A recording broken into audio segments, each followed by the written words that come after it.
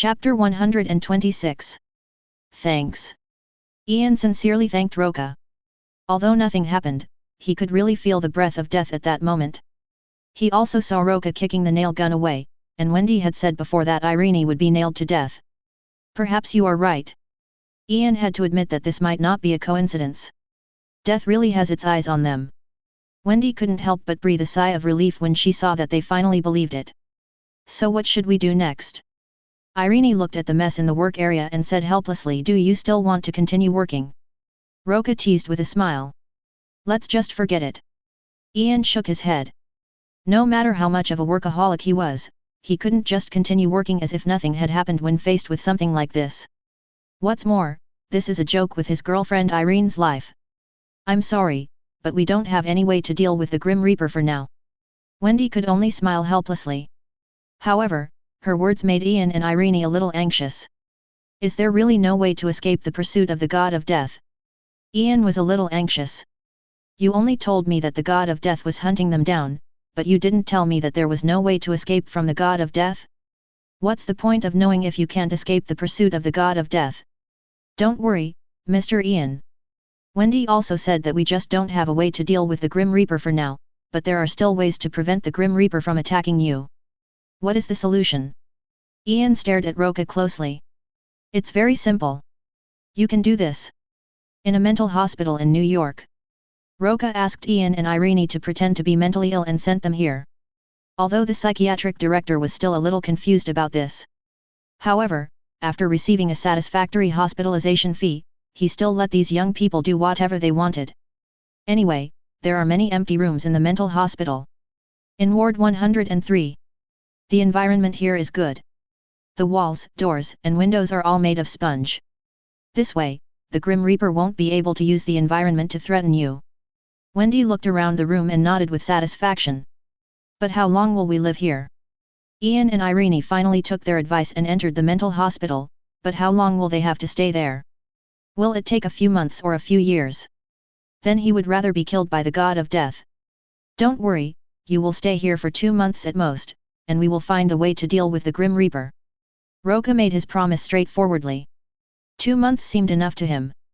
If he still can't find a way to deal with the God of Death after so long, then he really has no other choice. But he didn't believe that there was really no solution to death. There must be a solution. It's just that he hasn't found it yet. After hearing that they would only stay for 2 months at most, Ian and Irene couldn't help but breathe a sigh of relief. They can still accept it for 2 months. Although doing so will lead to suspicion from family and relatives, it is the only way to save one's life. After saying goodbye to the two, Roca and Wendy drove home. Wendy didn't say a word along the way, and it was obvious that she was in a very bad mood. How do you think I will die in the end? Kindness. Hearing her sudden words, Roca couldn't help but frown. Didn't I tell you that you can't die as long as I'm here? Not even the God of Death can do that. Roca said in a strong and domineering voice. He didn't take the methods of the God of Death seriously at all. The power of the God of Death was limited and he could only make use of the surrounding environment. Cannot kill directly. If he had not found a way to deal with the God of Death, he would have used the fire of hell to burn it away long ago. Wait, hellfire? Maybe you can give it a try. After hearing his words, Wendy felt less worried. Thank you for always encouraging me and protecting me. Ha ha ha, after all, you are my employer. If I don't protect you, who will I protect? Roca smiled and shook his head, then stopped the car. We're here, let's go up. Kindness. Wendy calmed down and they went upstairs and went home together. Go take a shower. I'll be outside the whole time. Just yell if anything happens. Seeing that she looked tired, Roca motioned for her to take a shower and have a good rest. Asterisk 1.0 Kindness. Wendy nodded and finally a smile appeared on her face. Seeing her go to the bathroom, Roca simply made something to eat, then lay on the sofa and replied to messages from Tina and Maria. These days they have been very concerned about the status of their commission. After all, it's closer. They all said they wanted to come over and take a look, but were stopped by the card. Before finding a way to deal with the problem of death, it is better not to let them take risks. Although they are no longer ordinary people, they are super soldiers who have been injected with super soldier serum. But it's better to be careful when facing death. What's so happy about it? Just when Roca and Maria were chatting happily, a pair of white jade hands stretched out from behind and grabbed his neck. .00 Then the fresh fragrance of shower gel wafted into my nose, which was quite pleasant and made my black hair quite moist. Have you finished washing? You are tired today, go and have a rest. Roca didn't think this posture was ambiguous at all. Instead, he urged her to go to rest like a boyfriend. Wendy didn't say anything either. Just when he was a little confused, Wendy came around and came to him. She was only wearing a bath towel, revealing her plump and tight figure. Under Roca's doubtful gaze, Wendy placed her hands on his chest and said with blurry eyes, I don't know when I will die. I don't want to die without even having a boyfriend. Now you have delivered. Roca answered in a serious tone. Wendy was stunned for a moment, then she smiled brightly and said, let me experience the feeling of having a boyfriend. After saying that, Wendy took the initiative to kiss him passionately. Roca put his arms around her soft waist and responded fiercely. He knew that Wendy was still afraid of death, so she wanted to go crazy. If that's the case, let her forget everything. The next day. The sun shines on the sheets. Wendy woke up slowly after a crazy night. She felt a little sore all over, but also felt extremely refreshed. Even the fear of death is not that deep anymore. Plus. Chapter 127. Are you awake? Do you want to take a rest today? Roca woke up and noticed Wendy's gaze in his arms, and spoke softly. No. Wendy shook her head. I don't know who will be next after Ian and Irene, but Kevin and I will be next, so I can't rest yet. But can you get up like this? Roca said with a hint of sarcasm in his voice. Wendy bit her teeth lightly and rolled her eyes at him, it's all your fault. Really? Why do I remember that someone was even crazier than me last night? Roca chuckled. He could still clearly remember Wendy's wildness last night. I didn't expect that a usually quiet female college student would become so crazy. It's true that you can't judge a book by its cover. Kr. Unable to argue, Wendy angrily hit him on the chest. Okay, since you have become my woman, I will give you a surprise. Roca said mysteriously. What surprise? Wendy was a little confused. Roca smiled, and then a syringe test tube appeared in his hand, with a mysterious blue liquid flowing in the test tube. What's this? Wendy was a little confused. This is a strengthening drug that can make human physical fitness about 5 times stronger. Once you inject this, it is no exaggeration to say that you can easily overturn a car, or easily jump several meters high. Even if you jump from a 10-story building, you will not be injured. Roca was never stingy with his women, and injecting Wendy with the super soldier serum would better protect her. After hearing this, Wendy felt that her worldview had been refreshed. She patted Roca's chest, feeling a bit amused and helpless. Don't make me happy with this. It was obvious that Wendy just thought it was a prank. What can easily flip a car, jump several meters high, and even fall from a tall building without getting hurt? There is no Superboy wearing underwear outside in real life. Seeing that she didn't believe him, Roca felt helpless. Bear with me, the process may be a little uncomfortable. As soon as she finished speaking, before Wendy could react, the syringe pierced her arm's aorta. Wendy cried out in pain. She had never expected that he would suddenly PK her with a syringe. For a moment she was a little angry. However, before she could say anything, she felt her whole body starting to heat up. I didn't even have the strength to speak. My whole brain was in a state of confusion. Wait until she wakes up again. It's already noon. You're awake. I prepared some pasta for you. At the door of the room, Roca smiled at Wendy who had just woken up. Wendy was still a little confused, but she soon remembered what had happened before. Roca, don't do this again next time. Wendy angrily picked up the teddy bear doll beside her and threw it over. However, I didn't expect that this force was so great. The bear doll hit the door with a loud noise. Even Wendy herself was startled. Hey, be careful, you are strong enough to tear down this room now. Roca teased with some amusement. Wendy was stunned for a moment, and looked at her hands in disbelief. When did she become so strong? Immediately, she wanted to pick up the pillow beside her and try it. However, unexpectedly, the whole bed collapsed in the next second as if by an unintentional slap of the palm. Well, it looks like you'll have to sleep on the sofa with me tonight. Roca shrugged helplessly. Wendy was also a little confused at this time. She just tapped the bedboard, but the bed collapsed directly. Are you sure? For a long time, even after Wendy got dressed and came out of the room, she was still a little bit incredulous. My body has become so strong now. Not only can he lift a heavy sofa with ease, he can even touch the ceiling with just a light jump. If Roca hadn't been watching, she would have probably made a fool of herself. Why did it become like this? Wendy was really surprised at the changes in herself. Didn't I tell you? The gene drug I injected into you before can strengthen your body, so your body has become so strong. Come and have breakfast. Roca said as he had already placed the pasta on the table. Thanks. Wendy thanked him with emotion.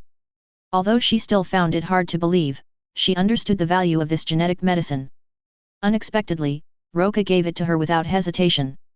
It's not without cost. Roca looked at her with a smile. What price? Wendy hesitated.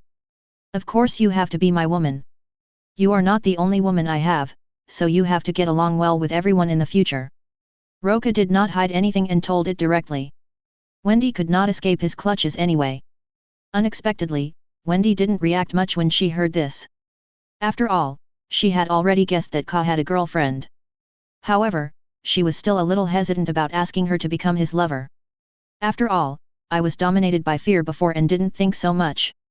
I didn't think much about it because I didn't eat last night and had intense exercise all night. She is already starving now. How could she resist when she smelled the delicious pasta in front of her? He immediately started to eat with relish. Another bowl please. No problem. I knew you would be very hungry today. Roca said as he went to the kitchen and filled her up with another large bowl. It was at this time. Snap, the door was opened. Can you give me that bracelet? A beautiful girl dressed fashionably walked in and asked Wendy for money without any hesitation. Julie, why are you here? Wendy was a little surprised to see her sister Julie. Of course 2.3 is asking you for the bracelet. It was given to me by my mother. Don't think of taking it for yourself. Julie's tone was very impatient. At this time, Roca also came out of the kitchen. When he saw the girl in front of him who looked quite similar to Wendy, he was a little surprised. Who is he? I don't know when you got a boyfriend. Julie was also a little surprised when she saw the handsome Roca. When did her sister find such a handsome boyfriend? Let me introduce you, this is my sister Julie. Wendy introduced to Roca. Hello, just call me Roca. Roca smiled and shook Julie's hand. Looking at his handsome looks and extremely confident temperament, Julie had to admit that she was a little jealous of her sister for having such a handsome boyfriend. Chapter 128. Hello. Julie smiled too. Would you like to sit down and eat something? Roca invited with a smile. No, I have something else to do. After saying this, Julie curled her lips at Wendy, then turned around and left without looking back. Sorry, that's just the way it is, Julie. Wendy smiled helplessly at this. It doesn't matter. Roca didn't care about Julie's attitude.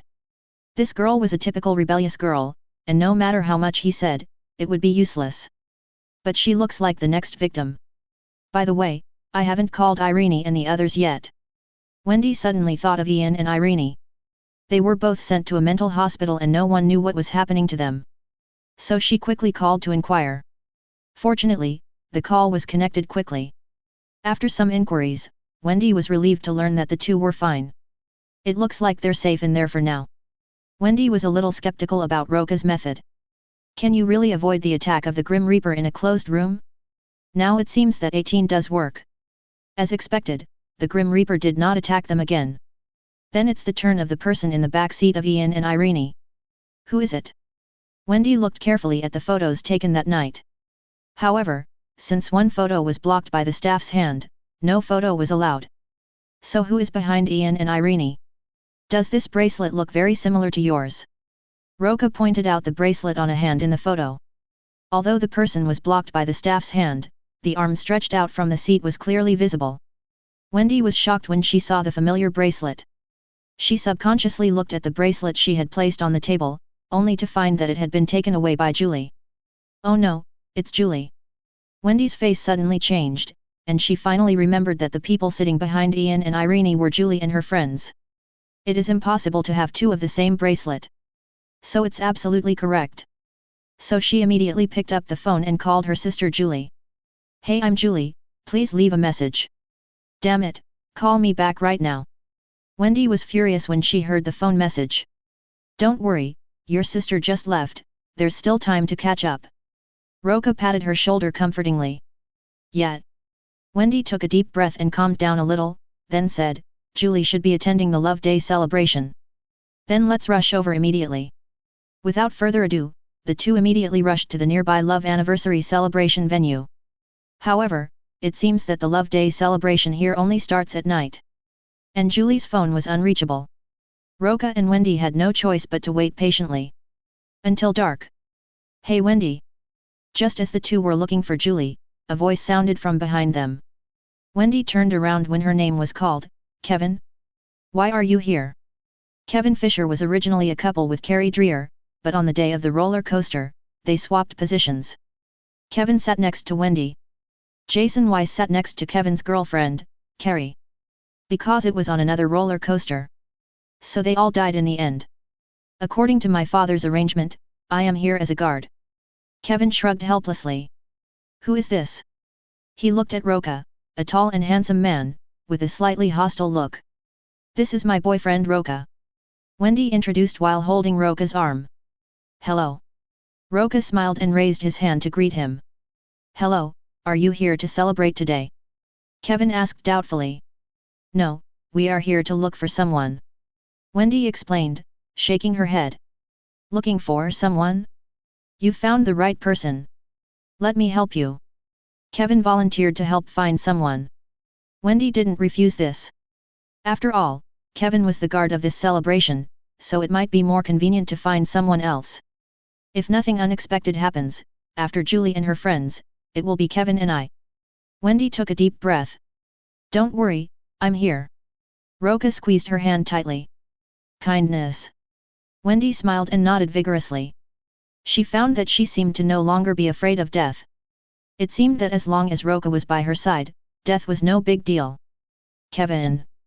"Kindness." Kevin turned to look at the two of them in confusion. "I have something to tell you about death." Wendy thought about it and decided to tell Kevin everything about the Grim Reaper. After all, the time when the Grim Reaper would attack them was not far away. At least Kevin can be mentally prepared. "You actually know all this?" Kevin was also surprised to hear her say this. "In fact, I have also investigated some information, but I haven't confirmed it." Kevin also investigated what happened on Flight 186 years ago, which was extremely similar to what happened to them. But since Wendy was not found, this matter had to be abandoned. "You know, that's easy." Wendy couldn't help but feel relieved when she saw this. Since Kevin had also investigated it, it wouldn't be that difficult to explain. "So based on the photos you took, how will I die?" Kevin shrugged and asked without any hesitation. "When I took your photo, I used a flash on your face, but the focus was wrong and the light was overexposed. It seems like a flame."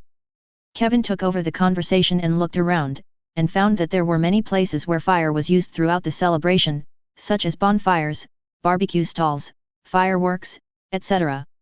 But he was calm and not too scared. "Don't worry, as long as you don't stray too far from us, Roca will help you." Wendy was afraid that he would worry too much and do something crazy. "And the person sitting in front of us?" Kevin looked at Roca with some surprise. "Yes, we found Louis first, but he didn't listen to our advice and didn't escape the second attack of the Grim Reaper.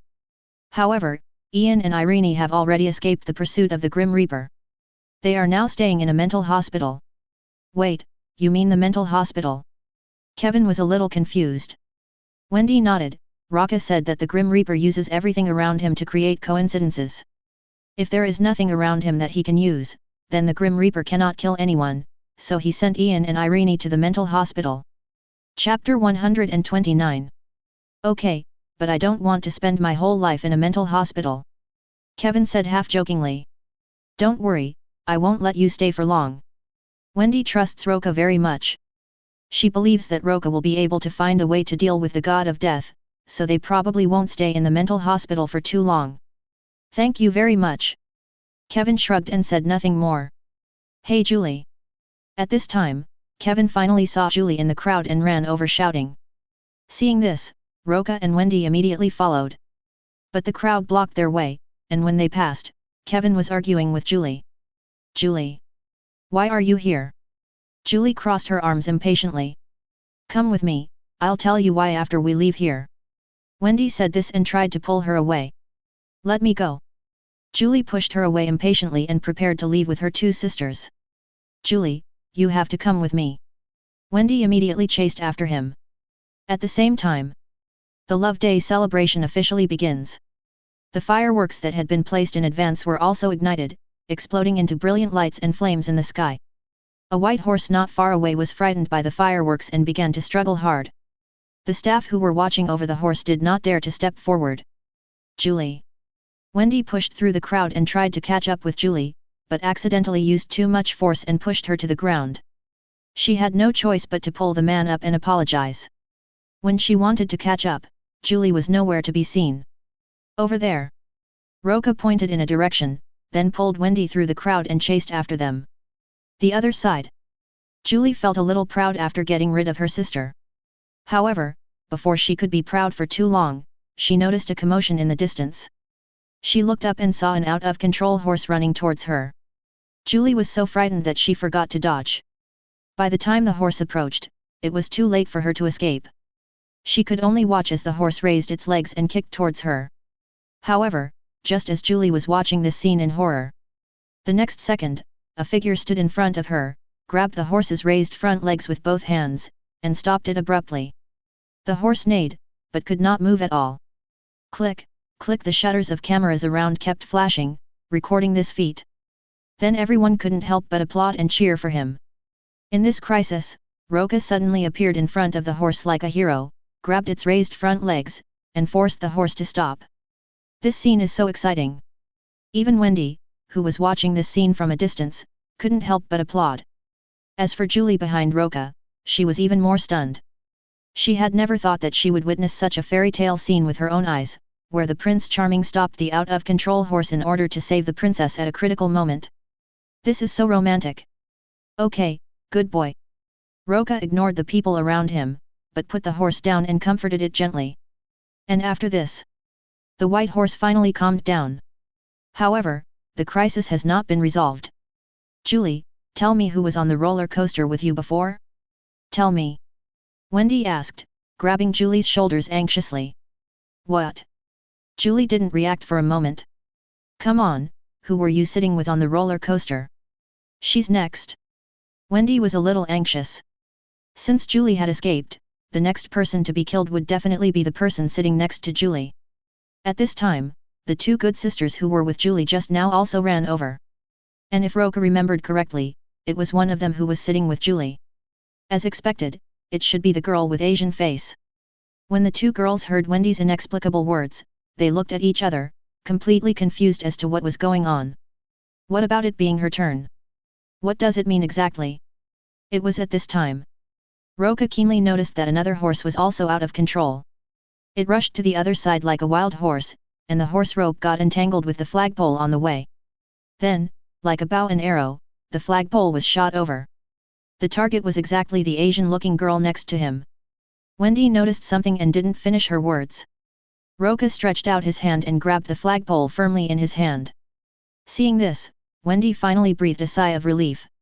The Asian-faced girl seemed to have just realized something at this moment. She turned around and looked at Roca, then at the flagpole in his hand. Thanks. Although she didn't know what was going on, she still thanked him. No big deal. Roca smiled and then threw the flagpole down. The one sitting with me is Perry. Only then did Julie answer Wendy's question. When riding the roller coaster, she was with an Asian-looking girl named Perry. Wendy couldn't help rolling her eyes when she heard this. If Roca hadn't reacted in time, the girl would probably have been dead by the time she answered the question. What on earth is going on? Perry was still in a daze. Although she had a vague feeling that something was wrong, she didn't understand what was going on. Let's not talk about this for now. Since you have all escaped the attack of the god of death, the next thing should be. Wendy did not explain, because the next targets of the Grim Reaper's attack might be her and Kevin. By the way, where's Kevin? Wendy turned around and saw that Kevin was nowhere to be seen. Hello, King Zhao. However, it was at this moment. For some reason, the fireworks not far away fell to the ground and exploded violently. Not good. Wendy recalled the photo of Kevin, whose face was so dark from the flash that he couldn't open his eyes. Was it a fireworks explosion? When a few people rushed to the place where the fireworks exploded, they saw a charred body lying in the middle of the field. It was not difficult to tell from his clothes that it was Kevin. Wendy was horrified when she saw this. She didn't expect Kevin to die in such a short time. Then isn't it my turn next? Even Roca didn't expect that Kevin would die like this, but he certainly didn't pay attention to Kevin Vinian just now. This is his fate. In the movie, he was able to escape the disaster thanks to Wendy's help. Now without Wendy's help, there was no way he could escape the pursuit of death. Chapter 130. Without anyone noticing, the sparks from the exploding fireworks quietly ignited another firework. And under an inexplicable and strange force, the fireworks fell down and aimed at where Wendy was. Will it be my turn next? Wendy was terrified. She tried hard to recall how she looked in the photo, but could not find any connection with death. How will I die? Will it be an ugly death? Don't be nervous. If the Grim Reaper wants to deal with you, he has to get past me. As he spoke, Roca had already noticed the fallen fireworks not far away, and immediately showed a disdainful smile. You want to deal with him with just fireworks? If she were still an ordinary person, Wendy might be hurt by the fireworks, but after being injected with the super soldier serum, she would definitely not be hurt. But Wendy hasn't realized how powerful she is yet, so it's natural for her to be afraid. In that case, let him solve it all. Boom boom boom. The next second, the fireworks were completely ignited, and fireworks kept shooting out. But Roca just blew hard. Suddenly, a strong wind blew up and all the fireworks were blown back. Even the base of the fireworks was blown dozens of meters away. The crisis was easily resolved. Is it over? Wendy was still terrified and hadn't reacted yet. Uncertain. Roca shook his head slightly. He was not sure whether the Grim Reaper would attack again, just like he had been attacked twice in a row when they met before. This goes against common sense. After all, there is a pattern to how the Grim Reaper kills people, and that is according to the seats on the roller coaster. But in fact, it is not entirely based on seating order. In the movie, Wendy and Kevin were also attacked in advance, and they were also not attacked in the order of their seats. So it's hard to say whether the Grim Reaper will take action again. How so? Although Julie and her two good sisters Amber and Perry didn't know the details, they knew that something attacked them. When they heard that the thing would continue to attack, they suddenly became panicked. As expected. Maybe he was angry because he had no intention of killing Wendy. All the horses in the Love Day celebration started running wildly, including the horse that Roca had just calmed down, which rushed towards the group again. Roca narrowed his eyes and slapped him to the ground, killing him. He won't hold back this time. He wanted to see how powerful this god of death was. At the same time, as the horses were running, flagpoles, barbecue grills and various sharp objects all happened to hit the few people. Yet Julie couldn't help but scream. Roca narrowed his eyes slightly, and his figure kept flashing around the few people. All the attacking objects were easily blocked by him. At the same time, he killed several wild horses that had escaped from their reins. What else can the god of death borrow from? It took a long time for the place to calm down. All the tourists around had just run away. They were the only ones left in the entire venue. No more. Roca's tone was very calm, full of disdain for death. Do you think you can deal with him in this way? It's too far away. Roca, are you okay? Wendy was stunned by his actions. It took her a while to react and she quickly stepped forward to ask. However, before Roca could say anything, Julie threw herself on his back. Woo-woo brother-in-law, are you okay? I'm fine. Are you not scared? Brother-in-law will protect you. Roca turned around and rubbed her head with some amusement. Brother-in-law is so awesome, is he a Superman? Julie looked up at him with admiration. He my brother-in-law is not a Superman, at most he is a fellow countryman. Of course, Roca did not say the latter sentence. When he has a commission and, biba, payment, he is a Superman. Not entrusting him with anything but infringing on his interests? Sorry, he is from my country. Julie. When Wendy saw her sister hugging Roca like this, she immediately put her hands on her hips and glared at her with some dissatisfaction.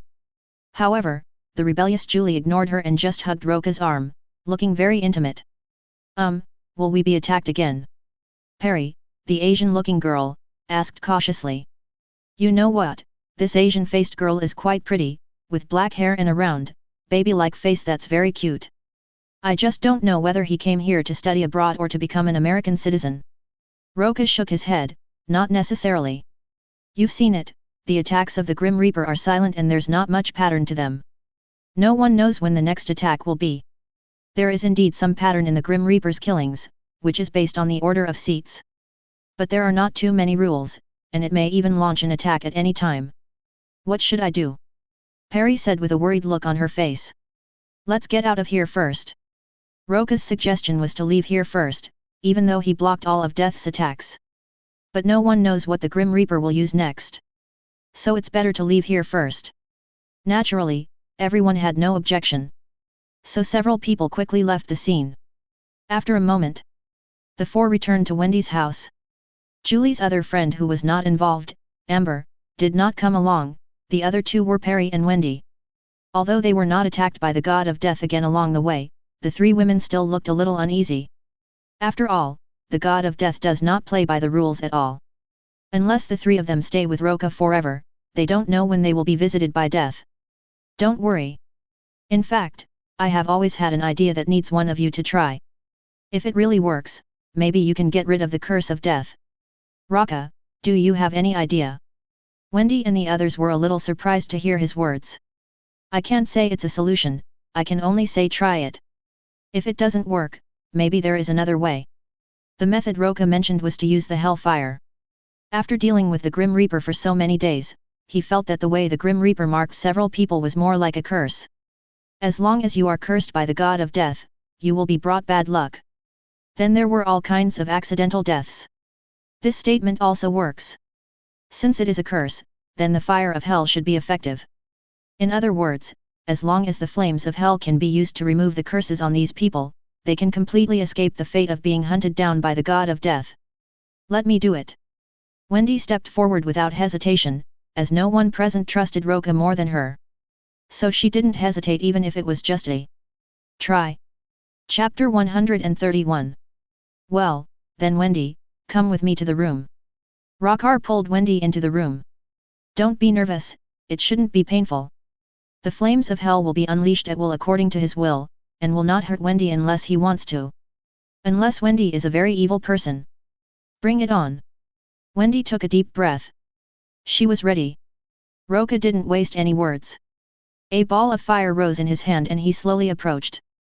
Feeling the temperature of the flames, Wendy was a little scared, but out of trust in Roca, she did not move. Seeing this, Roca nodded in satisfaction, then waved his hand, and the flames of hell fell on Wendy. Wendy was so scared that she quickly closed her eyes, but the imagined burning sensation did not come. Instead, I felt warm all over, which was very comfortable. Don't move. Roca let out a low roar, and at this moment he fully controlled the hellfire to move around Wendy's body, trying to find the curse mark left by the god of death on Wendy. Wendy was startled and quickly closed her eyes and stopped moving. After a moment, Roca frowned because he didn't find any traces of curse on Wendy. This made him doubt whether his guess was wrong. Is death really unsolvable? Wrong. There was one place that was not checked. That is Wendy's body and soul. Wendy, this might be a little painful, just hang in there, it will be fine soon. As soon as Roca finished speaking, the flames of hell entered Wendy's body. Wendy only felt that the warm feeling in her body disappeared, and was replaced by physical pain and trembling in her soul. The flames of hell are something that restrain the soul. Even with Roca's control to avoid harming her soul, he could not offset the fear deep in her soul. Found it. Roca's eyes suddenly lit up. He finally found out what the god of death had done to Wendy. That was the dark death deep in Wendy's soul. Not surprisingly, this is exactly how death cursed Wendy. After all, the god of death is like a program. Without a mark, how can it be executed accurately without hurting others? And every time someone targeted by the god of death escapes danger, the death energy will be weakened. It will not be attacked again until the death energy grows again. This also explains why Wendy, Kevin, and Julie escaped the pursuit of death in the movie, but were chased by death again on the subway 5 months later. In other words, as long as they get rid of this Black Death energy, they can escape the pursuit of the God of Death. Thinking of this, Roca did not hesitate and immediately used the flames of hell to burn the Black Death energy. The black deathly aura was like a mouse seeing a cat. It was ignited in an instant and then disappeared under the burning of the flames of hell. At the same time, Wendy also let out a shrill scream. She felt as if something was burning her soul, causing her great pain. Fortunately, this kind of pain comes and goes quickly. However, after she recovered, she still fainted. Fit. Wendy. At this time, Julie, who heard the screams outside the door, couldn't help but push the door open. After seeing his sister on fire, he rushed over desperately, trying to put out the fire on her body. Roca was a little amused when he saw this, and then he waved his hand and put away the hellfire. Julie was stunned for a moment when she saw this, and then she looked at her sister with concern. Wendy, are you okay? She's fine. She'll wake up soon. What on earth did you do to her? Julie turned and glared at him. Roca shrugged helplessly. Of course he was helping her remove the mark left by the God of Death on her. The mark left by the God of Death. Hearing this, Julie was a little confused. Let's wait until your sister wakes up, Roca said as he put Wendy on the bed and let her lie down. Although the flames did not hurt her soul, it still had some impact. That's why Wendy fainted. He should wake up after taking a rest. The two of them left the room. It was already quite late, but Julie and Perry naturally couldn't sleep in this situation. Brother-in-law, tell me who you are. Julie had wanted to ask this question for a long time. Roca's performance at the Love Day celebration was so amazing. Not only did he stop the runaway horse like a hero, he also saved her. Then he blocked the attacks from all directions by the Grim Reaper. This is really too shocking. As a result, Julie has not yet recovered from the shock. She is really too curious about her sister's new boyfriend. Me? I'm just an exorcist. Exorcist? Julie was a little confused. In fact, we just met not long ago. Your sister was found in the demon agency because of the matter of the God of Death. Roca did not hide anything and told the whole story of how he and Wendy met. Julie was also shocked to hear that they were attacked twice by the Grim Reaper when they just met, and one of them was a large truck. But what surprised her even more was that her brother-in-law was able to stop a speeding truck. This is too incredible. Perry on the other side was also listening curiously, feeling extremely amazed at the man in front of her. Brother-in-law, just tell me, why do you have such magical powers? Julie held his hand and acted coquettishly. Julie and Wendy are sisters. Wendy is a great beauty, and Julie, who is younger than her, is naturally not less beautiful. And the way she acts like a spoiled brat really makes her look like an annoying little devil. Want to know? Roca looked at her helplessly. Okay. Julie nodded repeatedly. Perry on the other side also nodded. Well, let me tell you, there are many mysterious powers hidden in this world, such as the immortal killer jet by Crystal Lake, Freddy the Dream Killer on Nightmare on Elm Street, the place where the souls of Silent Hill rest, and the vampires and werewolves who specialize in sucking human blood, and even the terrifying Outer. When he had nothing to do, Roca told them about some of the ghosts he encountered as an exorcist. Julie and Perry also listened attentively and were completely immersed in his story. After hearing some scary things, the two girls came over and hugged Roca's arm, looking scared. Chapter 132. Until 2 hours later. Snap! The door was opened. Yet Julie, who was so caught up in the horror story, couldn't help but scream. What are you doing? The person who opened the door was Wendy, who had already woken up. She frowned as she looked at Julie and Perry hugging Roca. Perry let go of Roca's arm somewhat awkwardly. Julie, on the other hand, looked rebellious. It's okay, we are just listening to my brother-in-law telling about his horrific experience. Wendy frowned, but didn't bother herself too much with her rebellious sister. How do you feel? Roca asked with a smile. I don't know how to describe it, but I just feel relaxed. Wendy relaxed her brows, felt her own situation, and found that her current self, 300, was extremely relaxed. It was even easier than before after being injected with the super soldier serum. This kind of relaxation is more like spiritual. It seems to be working. Roca nodded with satisfaction. His guess was correct. The Black Death energy in Wendy's soul was the mark left by the God of Death. As long as the mark is there, Wendy will never be able to escape the pursuit of death. On the contrary, the mark has now been cleared by the flames of hell. Then Wendy escaped from the pursuit of the god of death. You mean I'm okay? Wendy said with some surprise. Well, if nothing unexpected happens, yes. Roca crossed his arms and nodded with a smile. Very good. Wendy was overjoyed. After being worried and frightened for so long, she finally escaped the pursuit of death. No wonder she felt relaxed all over. Now she no longer has to worry about being hunted down by the god of death. Really? Julie and Perry were also somewhat happy, for on the way back Wendy had already told them how terrible death was. The best example is that Louis and Kevin were killed by the Grim Reaper one after another. If you can't escape death and live in its shadow all day long, you might as well die. Well, I will lift the curse of death for you now. Who will go first? X2. Julie and Perry said at the same time. Then the two of them looked at each other awkwardly. Naturally, they both wanted to get rid of the curse of death first, but they were a little embarrassed. It doesn't matter who comes first. The process may be a little painful, but don't worry. Just get through it.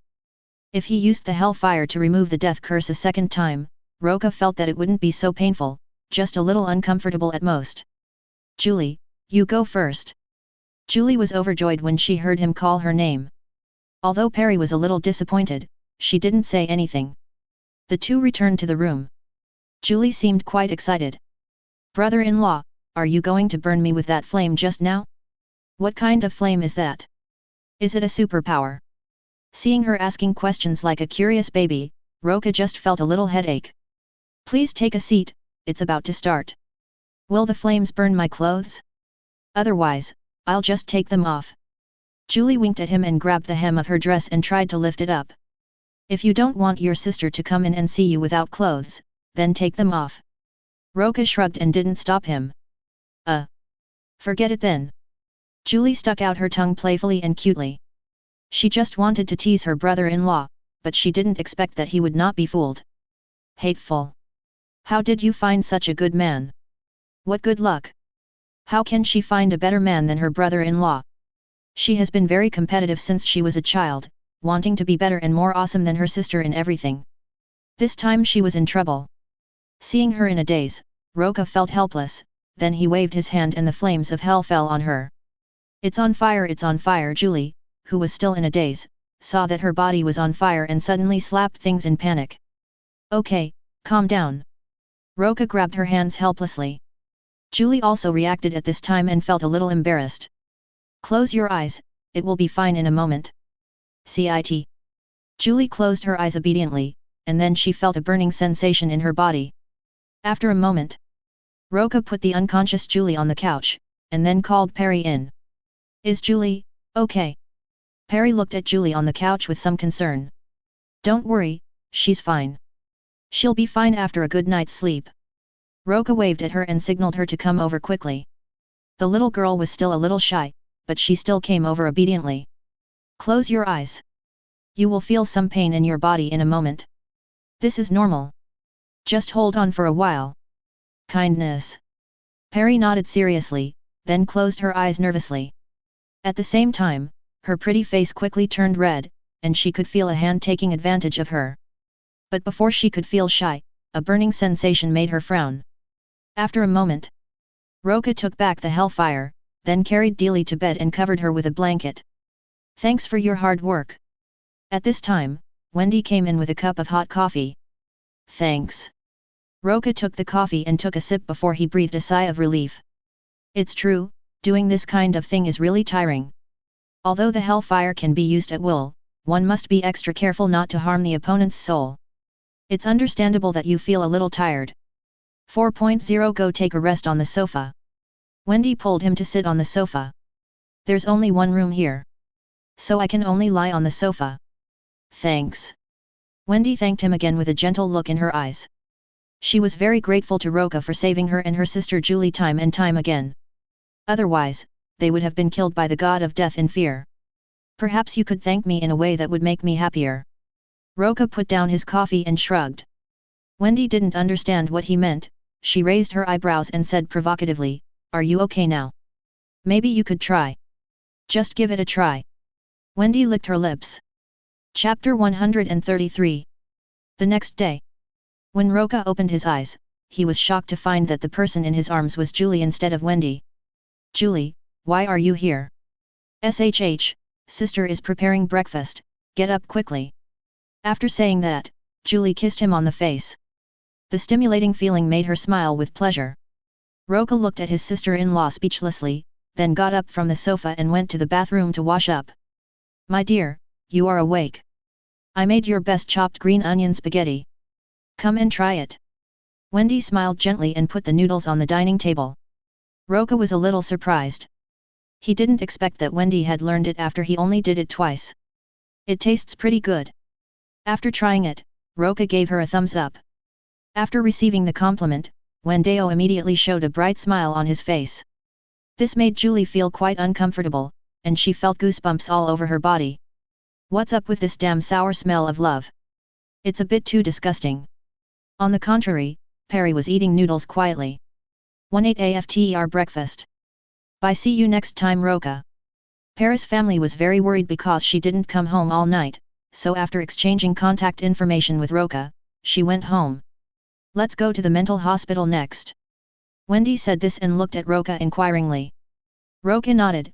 Well, it's time to help them escape the pursuit of the Grim Reaper. It was agreed before that as long as a way to deal with the God of Death was found, Ian, Irene and the others would be rescued. Now is the time to redeem the promise. After a moment, the three of them came to the mental hospital. Ian and Irene seemed very excited to see them arrive. Is there any solution? Ian asked impatiently. We're just going crazy here. Irene couldn't help complaining that in this mental hospital, she couldn't do anything and couldn't go out. Even going to the toilet requires caution. She had had enough of this kind of life. If this continues, she will go crazy. Wendy's embarrassed look made Ian and Irene's hearts sink to the bottom and their faces suddenly fell. They went a little crazy at the thought of having to stay in this mental hospital. I even wondered if I should just leave like this. Even if I am killed by the God of Death, it is better than suffocating to death here. Seeing the two people's sullen expressions, Wendy couldn't help but laugh. Don't worry, there is a solution. Really? Ian and Irene's expressions turned from gloomy to cloudy, and they stared at Wendy closely. It's true, dear, come on. Wendy smiled helplessly and then looked at Roca. Close your eyes.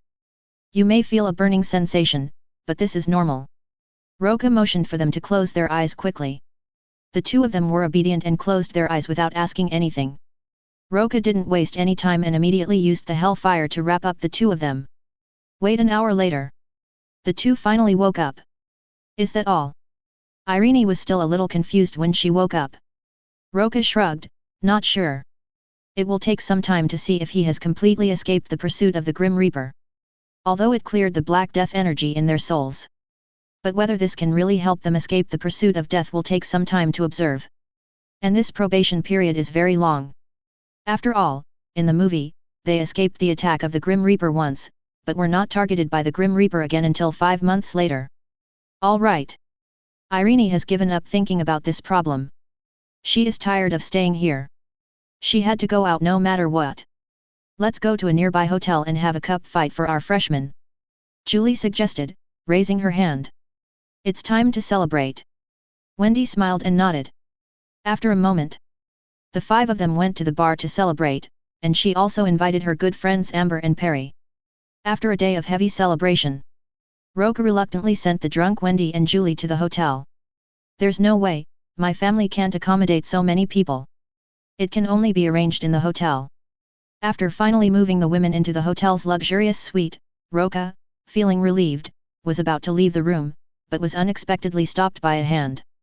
Julie, you're not drunk. Roca looked at Julie with some surprise as she looked at him with wide eyes. Julie showed a smug smile, then put her white arms around his neck, looked at him with blurry eyes and said, of course, otherwise how would there be a chance, and Wendy has already been drunk by me. The meaning of this statement couldn't be more obvious. This sister-in-law actually has improper thoughts about me. It's really abominable and must be punished. Have you thought it through? I won't give up on your sister. Roca put his arms around her soft and slender waist and smiled. Oh greedy man. Julie showed a contemptuous smile, but who made me like you? I want to snatch you away from my sister. Then I'm afraid you'll be disappointed. Roca is not the kind of man who gets bored easily and his attitude is very firm. Once she becomes your 487 woman, she will only be your woman for the rest of your life. Really? Then I'd like to see it for myself. Julie glared at him defiantly. I'll show you. Roca looked at her with a rather domineering tone. To the bathroom. Julie uttered 3 words and then leaned on his shoulder in a daze. She had drunk a lot in order to get her sister Wendy drunk. Although he could drink better than Wendy, he couldn't help feeling a little tipsy at this point. But soon, under the stimulation of the warm water flow, she finally woke up a little. How about it? Do you want to try this place? Julie provocatively pulled his hand and placed it on her hips. Ah? You're not going to take the right path right from the start. Roca was somewhat surprised and skeptical. What are you thinking about? I've never had a boyfriend, but I want to give you a different experience than when you. Julie had a strong expression on her face.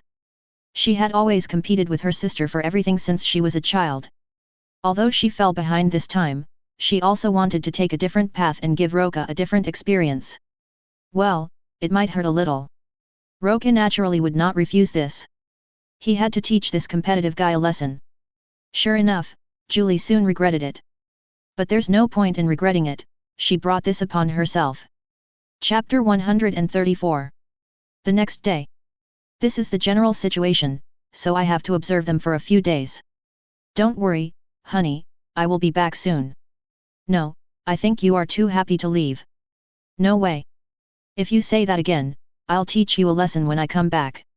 No, okay, come back whenever you want. Baby, I love you. After hanging up the phone with Maria, Roca couldn't help but stretch his body and check the system at the same time. Ding! Congratulations to the host for completing the mission Final Destination 3. Rewards are being distributed. Congratulations to the host for upgrading all superpowers by 1 level. In fact, it was completed after helping Ian and Irene remove the mark of death last night. But I didn't notice it at the time. I didn't expect the reward to be that all superpowers would be upgraded by 1 level. This is a huge improvement. In an instant, Roca felt that his limbs and facial features had all been greatly strengthened, and his strength was far different from before. He clenched his fists so hard that he could almost hear the sonic boom. Checked my personal attribute panel. Host, Roca. Number of completed tasks, 21. Used item, perfect super soldier serum. Owned items, monster containment device * 100. Superpowers, super regeneration LV5, super speed LV4, super hearing LV3, man of steel LV9, heat vision LV4, hellfire LV4, super strength LV4, flight LV3, supervision LV2, super breathing LV3, super brain power LV2. Looking at his gorgeous attribute panel, Roca couldn't help but feel excited. He was probably invincible on the earth now. Even nuclear bombs are completely useless to him. But after thinking about it, I put away my contempt. After all, there are all kinds of monsters in this American horror world, maybe even Cthulhu, God, or the devil. So it's better to be cautious. At this moment, Wendy beside him woke up in a daze. Roca. Wendy stretched, showing his beautiful figure in front of him. Hurry up and get up, the sun is about to burn your butt. Roca pinched her cheek and smiled. Well, it's still early. Wendy turned over and lay on top of him, stroking his chest with her hands in a dishonest manner. Seeing this, Roca's mouth corners slightly raised, and then he gave her severe punishment. Only after Wendy begged for mercy did the two of them get up. Because the next step is the observation period. So Roca accompanied Wendy and Julie shopping and playing all day long, and from time to time he had passionate affairs with them behind Wendy's back. Having a lot of fun. After observing for a few days, Wendy never had that strange feeling that the god of death had appeared. From this, Roca was very sure that the curse of death had indeed been lifted. This also made him completely relieved. After playing around for half a month, Roca finally couldn't stand Allison's urging and asked him to get back to work. There has been a backlog of commissions during this period. Of course, for some simple commissions, he had already sent his werewolves and vampires to handle them. As for the more troublesome ones, I naturally came by myself. Hey Maria baby, did you miss me? When they got home, Maria, wearing a simple cool white vest and shorts, was watching TV on the sofa. Roca immediately walked over, picked up her petite body and put her on his lap. My dear, you are back. Maria hugged his neck in great surprise, and her beautiful big eyes curved into crescents with joy. Baby, let me check if it's gotten bigger. It seems to have gotten a little bigger. My dear, you are so mean. Ha ha ha. Just when Roca was teasing Maria, a resentful voice suddenly came from behind him. You still remember to come back. Ahem. Looking at Allison behind him, Roca couldn't help but cough. Allison baby, come here and give your husband a hug. Although Allison still felt a little resentful, she still sat down next to him obediently. Roca put his arms around her plump waist, and then his big hands started to become a little dishonest. Boss, I've been so busy while you've been away. Hey? Are you that busy? Roca didn't take it seriously. Although there were indeed a lot of commissions recently, he shouldn't be so busy, right? Of course I'm busy. You don't know that I need to contact Kahen to confirm the situation, negotiate the price, and confirm with you. In short, I'm very busy. Okay, baby, give me a kiss. Roca gave Allison a passionate kiss that left her speechless. Boss, now is not the time to do this. Seeing that he was becoming more and more dishonest, Allison had no choice but to push him. Okay, let's deal with work first. Roca winked at Maria helplessly, making her smile. In the room, Allison sat at her computer. Boss, I just received a special commission. Oh? What's the request? Roca asked while teasing Maria in his arms. Allison couldn't help but roll her eyes at him. It's a commission from the police in Los Angeles, and the situation is very urgent. Wow, it looks like they are in trouble. Roca was no longer surprised by this kind of situation. The police always remembered him as an exorcist when they were unable to solve the problem. What is the special commission? Maria was also a little curious. According to the local police, a terrifying evil spirit appeared in an apartment that was about to be demolished. The evil spirit killed most of the people in the apartment, and only 2 people escaped. Is this evil spirit so fierce? Roca was a little surprised. Even Freddy could only live in a corner, but this evil spirit dared to kill people in an apartment in the city. To be honest, this is a bit too arrogant. Evil spirit. Maria was a little scared, even though Alan, who shared a body with her, was also an evil spirit in a sense. But she was still a little afraid of evil spirits. Yes, the police have surrounded the apartment now. And then what? Did the police take no other action, like sending someone in to check? Roca asked, raising an eyebrow. Allison shook her head. No, but I think the police must have sent someone in, otherwise they wouldn't have asked us for help, and this time the police are willing to give a commission of 100,000 yuan. Chapter 135. 100,000? Fine, I'll take this commission. After all, the target is evil spirits. Vampires and werewolves are not easy to deal with, so Roca has to go there in person. Ding!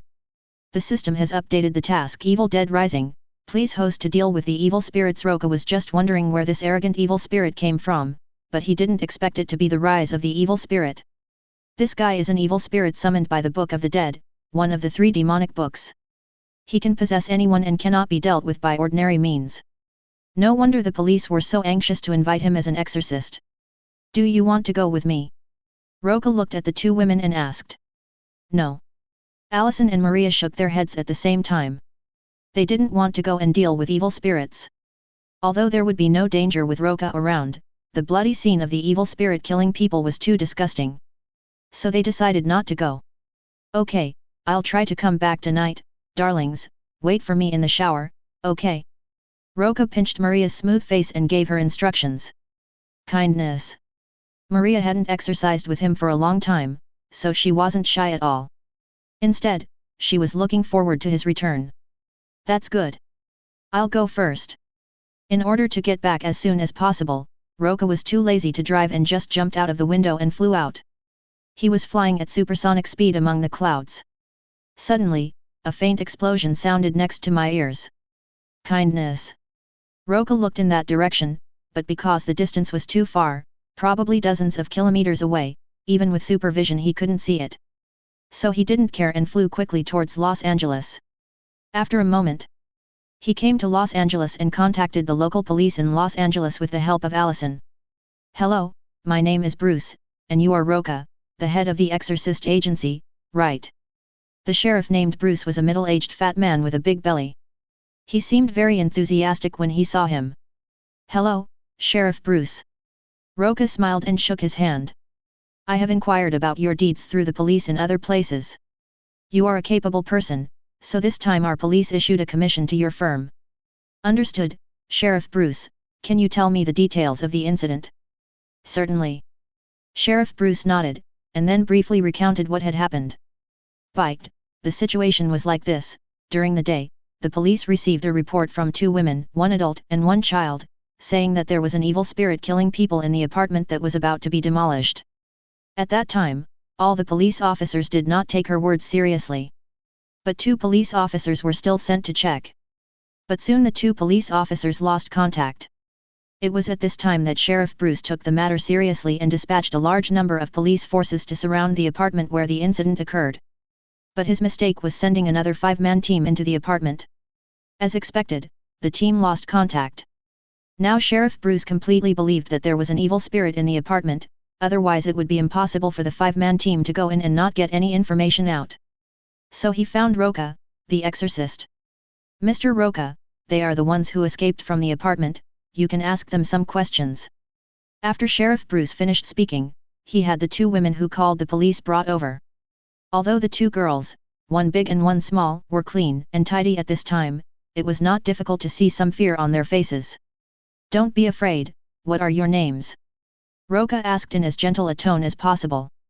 "Beth, my name is Beth, this is my niece Kathy, you'd better not go in, it's useless, the only way to deal with the devil is to run away."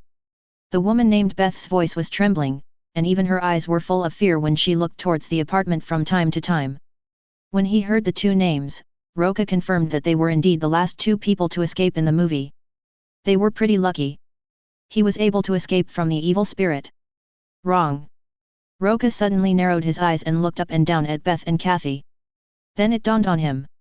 No wonder they were able to escape from the evil spirits, it turned out that they were possessed by them. That's right, Beth and Kathy in front of them have both been possessed by evil spirits, but they just didn't realize it. The evil spirit also wants to use them to kill people in other places. "Mr. Roca, what's wrong?" Sheriff Bruce at the side noticed that there was something wrong with his expression and asked immediately. "Fine." Roca smiled and shook his head, then slapped Beth and Kathy on the shoulders. The hellfire in his hands quickly spread to the 2 of them. This sudden scene frightened Sheriff Bruce so much that he almost drew his gun. However, he quickly reacted and guessed Roca's intention. Because at this time the expressions on the 2 women's faces had changed. The 2 women let out terrifying roars, and their faces had changed, becoming as hideous and terrifying as evil spirits from hell. It just comes and goes quickly. Under the burning of the flames of hell, the evil spirits possessing the 2 women only lasted for a moment before disappearing. The 2 also collapsed to the ground. Seeing this, Roca retracted the hellfire. "Mr. Roca, are they possessed by evil spirits?" Sheriff Bruce asked with a rather grim look on his face. "That's right." Roca nodded slightly. "So can they still be saved?" Sheriff Bruce was worried that they would hurt more people, and was even a little afraid that the evil spirit would possess the police officers at the scene. "Don't worry, I have eliminated the evil spirits possessing them. Just wait for them to wake up." "So that's how it is." "Thank you, Mr. Roca." After seeing Roca demonstrate his true abilities, Sheriff Bruce's tone became much more respectful. "I just wonder if there are still evil spirits in this apartment." "Of course there are, and there are a lot of them, which are very tricky," Roca said, narrowing his eyes at Sheriff Bruce. Sheriff Bruce was an experienced man, so he knew what he meant. "Then please ask Mr. Roca to get rid of these evil spirits. To express our gratitude, our police are willing to double the commission." "No problem." Roca nodded with satisfaction, then strode towards the apartment. "Mr. Roca, I will send a team to go in with you." Sheriff Bruce was still a little worried, so he planned to send a small team to follow in, and also to confirm whether there were any evil spirits inside. Of course, the most important thing was the Book of the Dead. Although this thing is very dangerous, it is also worth studying. Chapter 136. Roca saw through his thoughts at a glance. This is not a good idea. The evil spirits inside can possess anyone. I'm not afraid, but they will. The meaning of this statement is obvious. he just doesn't want them to follow him. Even if we follow them in, there will probably just be a few more corpses. He won't babysit for several people. If they want the Book of the Dead, they must have the ability to do so. Sheriff Bruce frowned. In fact, he had also considered this issue, but he did not change his mind. How about this? We'll give Mr. Roca another 50,000 in commission. What do you think? Roca raised his eyebrows. It seemed that Sheriff Bruce was determined to get the Book of the Dead. It would be better to ask him directly for it. This thing is a disaster if it is left in the hands of ordinary people. Okay, since you said so, but don't hold me back after you go in, otherwise I won't care about them. No problem. Sheriff Bruce nodded, then looked at the 5 members of the team behind him and shouted, "Did you hear me? You must follow Mr. Roca's instructions after you go in. If anyone dies on his own initiative, no one else can be blamed." Yes. The 5-man team saluted in unison, then followed Roca fully armed. As soon as Roca approached the building that was about to be demolished, he smelled a strong smell of blood. He looked normal, stretched out his hand and pushed the door back. But I found that the door seemed to be blocked by something. Mr. Roca, there seems to be something blocking the door of this building. Do you want to use explosives? The team leader suggested loudly. Need not. Roca shook his head. This little problem was not of any concern to him. Boom.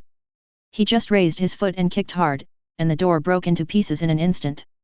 The things behind the door were also blown away. It was a corpse that was not in human form. No, it should be said that it was a corpse controlled by an evil spirit. Roar. Even though he was kicked away, the evil spirit was not killed. After a roar, the evil spirit opened its bloody mouth and pounced on him. The police team behind him raised their guns in panic and prepared to shoot. Don't move. Roca growled, ordinary bullets are simply not capable of dealing with these evil spirits, unless they are bullets enchanted with the flames of hell. As soon as he finished speaking, he raised his hand and snatched the golden desert eagle. Bang! The next second, the corpse possessed by the evil spirit was burned by flames. Roca didn't even look at the corpse and walked into the building. The 5 police officers behind him were stunned. What kind of bullet is this? How could the demon be ignited in an instant? Isn't this too outrageous? Can we still believe in science? Bullshit science, even the devil has appeared and there is still science. The few of them didn't think much about it. Seeing Roca walking away, they quickly followed him. I definitely can't take the elevator, let's take the stairs. Arriving at the elevator door, Roca didn't even look at the elevator and walked straight towards the stairs opposite. The evil spirit has special powers and can control elevators and other electronic equipment. Entering the elevator is simply seeking death. So several people began to climb the stairs. Roca has used his supervision to see where the Book of the Dead is, which is on the 5th floor. But those evil spirits obviously wouldn't let them go to the 5th floor smoothly. Roar. As soon as we reached the 2nd floor, a large number of former residents who were controlled by evil spirits rushed over roaring. They were all covered in blood, some were missing half of their heads, and some were missing arms and legs. They are as disgusting as a group of zombies. Fortunately, Roca was used to this situation. He remained calm and fired the golden desert eagle with both hands. Blast, blast! The evil spirits hit by bullets were instantly enveloped by the flames of hell. It turned into ashes with a series of shrill roars. The 5 police officers behind him were shocked when they saw this. They didn't expect that there were so many evil spirits in the building. However, it seemed that these evil spirits were nothing to be afraid of. Perhaps because they saw Roca easily destroy these evil spirits, several people couldn't help but look down on him. Little did he know that the reason why Roca seemed to be able to deal with these evil spirits so easily was all thanks to the fire of hell. Otherwise, it would be quite troublesome to eliminate these evil spirits. After dealing with the evil spirits rushing out from the 2nd floor, we moved on to the 3rd floor. Another large number of residents possessed by evil spirits rushed over with roars. But it was soon turned into ashes by the sound of gunfire. Request flowers. Roca continued to go up to the 4th floor without changing his expression, and he felt more relaxed. Compared to the illusory and intangible god of death, evil spirits of this level are nothing. It's all in vain no matter how many people come. However, as he walked, he suddenly realized that the police team behind him was not catching up. Immediately afterwards, there were shouts of fear and gunshots from the corridor behind him. These idiots!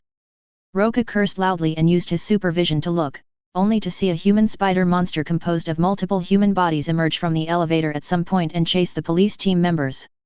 The terrified people shot wildly. However, he found that the bullets had no effect at all on the horrible monster except for some blood splattering. The police officers who had been somewhat contemptuous just now were now completely scared out of their wits. One of them kept backing away in fear and accidentally fell to the ground.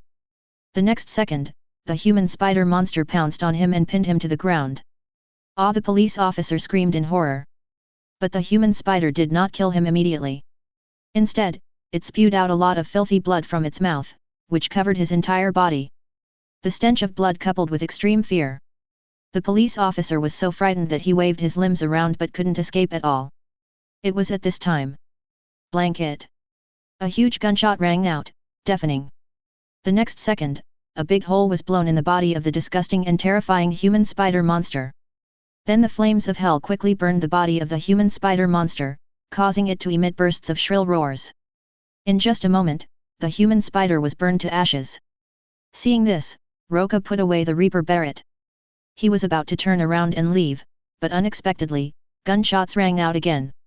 A bullet hit him right in the forehead. But he didn't dodge.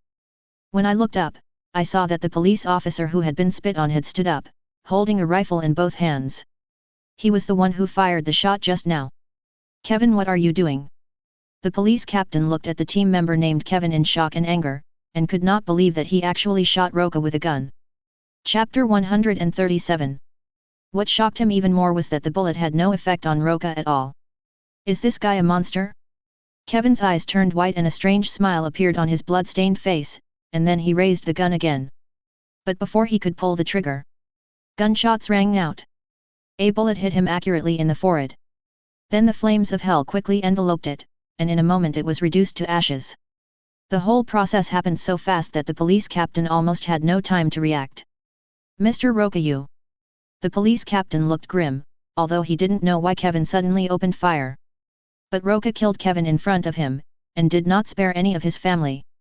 They are really not taken seriously. "I advise you to leave here now." Roca was too lazy to explain, so he turned around and left. The police captain was no fool, of course.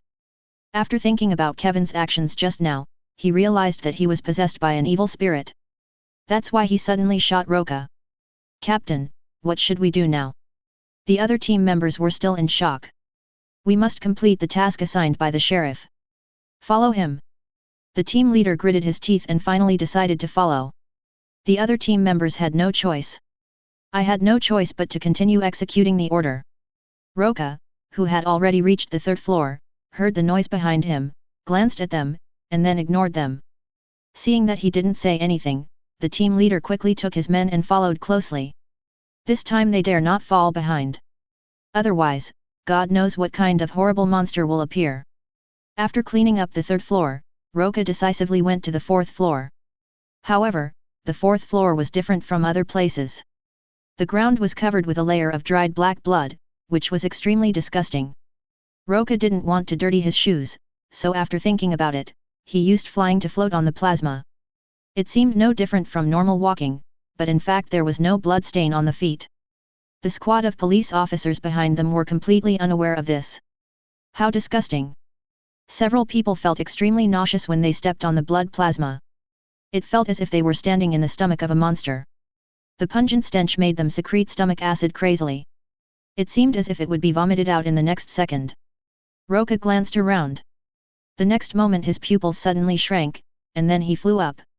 The police team were shocked when they saw this scene, but before they could say anything, there was a loud noise coming from the front. Immediately afterwards, a large amount of smelly blood gushed out. The armed police officers who were unable to dodge were all knocked to the ground by the blood plasma. It took a while for the blood plasma to flow down the stairs. Several police officers climbed up from the blood-spattered ground, their bodies soaked in blood and their faces filled with fear. But it seems that apart from being bathed in plasma, nothing happened. This is clearly not right. Roca frowned. This sudden surge of plasma was definitely not in vain. It looked more like some kind of baptism. "Come here, you guys." Hearing his words, the remaining 4 members of the police team hurried over. "Mr. Roca." "Shut up." Roca shouted, then swung out a ray of hellfire that enveloped the several people. The sudden fire startled several people, but they calmed down after realizing there was no burning sensation. Kindness. Roca frowned. He didn't find anything suspicious about them. How could this be possible? Could it be that the plasma just now was just for them to take a bath? Mr. Roca, are you okay? The team leader asked cautiously. He also knew that in this strange place, anything could cost him his life. For the sake of his own life, he must rely on Roca. It's okay, let's go. Roca didn't waste any words and turned around and walked towards the 5th floor. Seeing this, several members of the police team hurried to catch up. Come to the 5th floor. This is the floor where the 2 women, one big and one small, who escaped, live. Roca remembered that the story began with an earthquake in the area, and then Ellie's family found a closed room in the earthquake. This room is where Father Marcus of Matrick Cathedral sealed the Book of the Dead. Ellie's oldest son, Danny, discovers the Book of the Dead and Father Marcus's records. Then, by coincidence, he recited the spell from the Book of the Dead and released the evil spirits. The evil spirit then went on a killing spree throughout the entire floor. The only people who escaped were Ellie's youngest daughter, Kathy, and her sister, Beth. They are the 2 women, one adult and one child, who reported the case before. This is it. The 5th floor seemed relatively quiet, and Roca arrived at Ellie's door with almost no obstacles. The Book of the Dead is in Ellie's house. Mr. Roca, could you please let us in first? Just then, the police team came over and said. You want something in there? Roca looked at them with a half-smile. The team leader's face changed. This was a task assigned to him by the sheriff. Logically speaking, the person in front of him should not know about it. But why does the other party seem to know it? Even if I give it to you, you can't take it away. Don't waste your life. No, the police have told us that we must get that thing. It seems you know something about that thing. Roca thought for a moment and then stepped aside. It's hard to persuade a damned person with kind words. Since they want to die, there is no way I can stop them. It's just that there will be a few more guys controlled by evil spirits, the impact won't be that big. Thank you very much. Upon seeing this, the police captain expressed his gratitude and then led his men to break into the house. The strange thing is that the room is completely dark and there is no one or evil spirit present. The police captain was delighted and immediately asked everyone to search the room. Based on the information provided by Beth, they soon found the Book on the Dead in Danny's room. Very good. The police captain reached out for the Book of the Dead in surprise. Then he felt as if something was blocking his vision. He wiped his eyes casually, but found that dark and smelly blood seemed to be flowing out of his eyes. Looking up at the mirror in the bedroom, he found that black blood was not only flowing from his eyes, but also from his nostrils, mouth, and ears. Bakr. The team members were horrified when they saw the captain's look and wanted to say something, but they didn't know that they were in the same situation as the Captain. Chapter 138. Why don't you listen to my advice? Roca, who was standing outside the door and lighting a cigarette, couldn't help but take a deep breath. He could see the situation in the room clearly. I think the blood on my body wasn't useless, but was some kind of evil ritual. Just like now, it was directly transformed into an evil spirit by the Book of the Dead. Without thinking too much, he pulled out the golden desert eagle with both hands. The flames of hell attached to it and turned it into a cool death eagle. Then he walked in with a swagger. Roar! As soon as they entered the room, the police officers who had turned into evil spirits rushed up with roars. They looked really scary with blood all over their bodies and their bloody mouths wide open. But the next moment, boom boom boom! Several bullets hit them right on the forehead. Then the flames of hell instantly enveloped and burned it. This is why Roca allowed them to catch up. Even if they turned into evil spirits, it would only take a few bullets to kill them. It won't cause any trouble at all. It can only be said that greed is insatiable, and these people are living examples of this. This must be the Book of the Dead. Roca came into the bedroom, and his eyes immediately fell on the book on the desk that looked like it was made of some kind of parchment. But in fact this book was made with the flesh, bones and blood of countless people. There are sharp bone spikes on the pages that seal the book, which looks like 2 rows of fangs. To be on the safe side, he attached the light of hell to his palm and grabbed the undead. But unexpectedly, the devil's shrill scream came to my ears. Roca paused for a moment, then reached for the Book of the Dead again.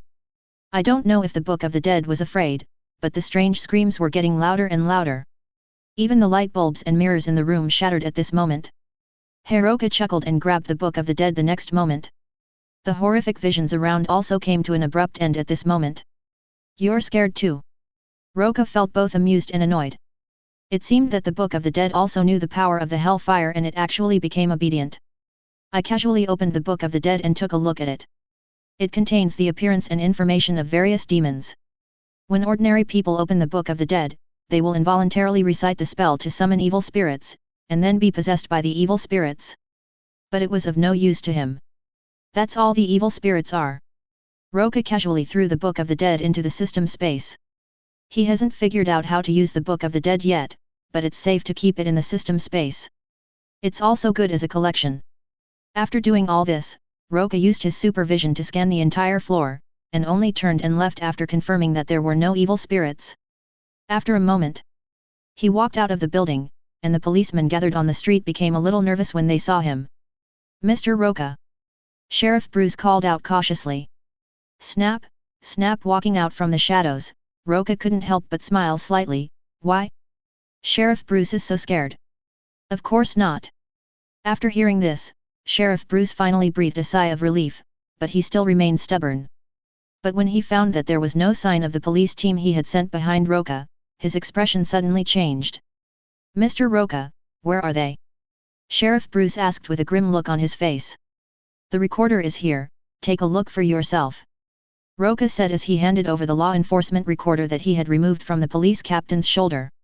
Sheriff Bruce took the recorder and started checking it immediately. Only after the recorder recorded the scene of the team members bleeding from all 7 orifices on their faces did Sheriff Bruce quietly turn off the recorder. By now he had a rough idea of what was going on inside. It can be said that it was his orders that caused all 5 members of the team to be possessed by evil spirits and eventually lose their lives. Sheriff Bruce took a deep breath and asked, Mr. Roca, have all the evil spirits in there been dealt with? Certainly. Roca folded his arms and nodded. What about that thing? Sheriff Bruce asked anyway. If you wanted the Book of the Dead, just tell me earlier. Why let someone go in and die? Roca shrugged with a speechless expression. Sheriff Bruce was delighted. Mr. Roca, can you hand over the Book of the Dead to our police? However, Roca's answer disappointed him greatly. I'm sorry, it's safer to keep this thing with me. Of course, if you really want to die, I can help you do that. It's not impossible for Roca to give the Book of the Dead to him. What does it have to do with him if everyone in Los Angeles dies?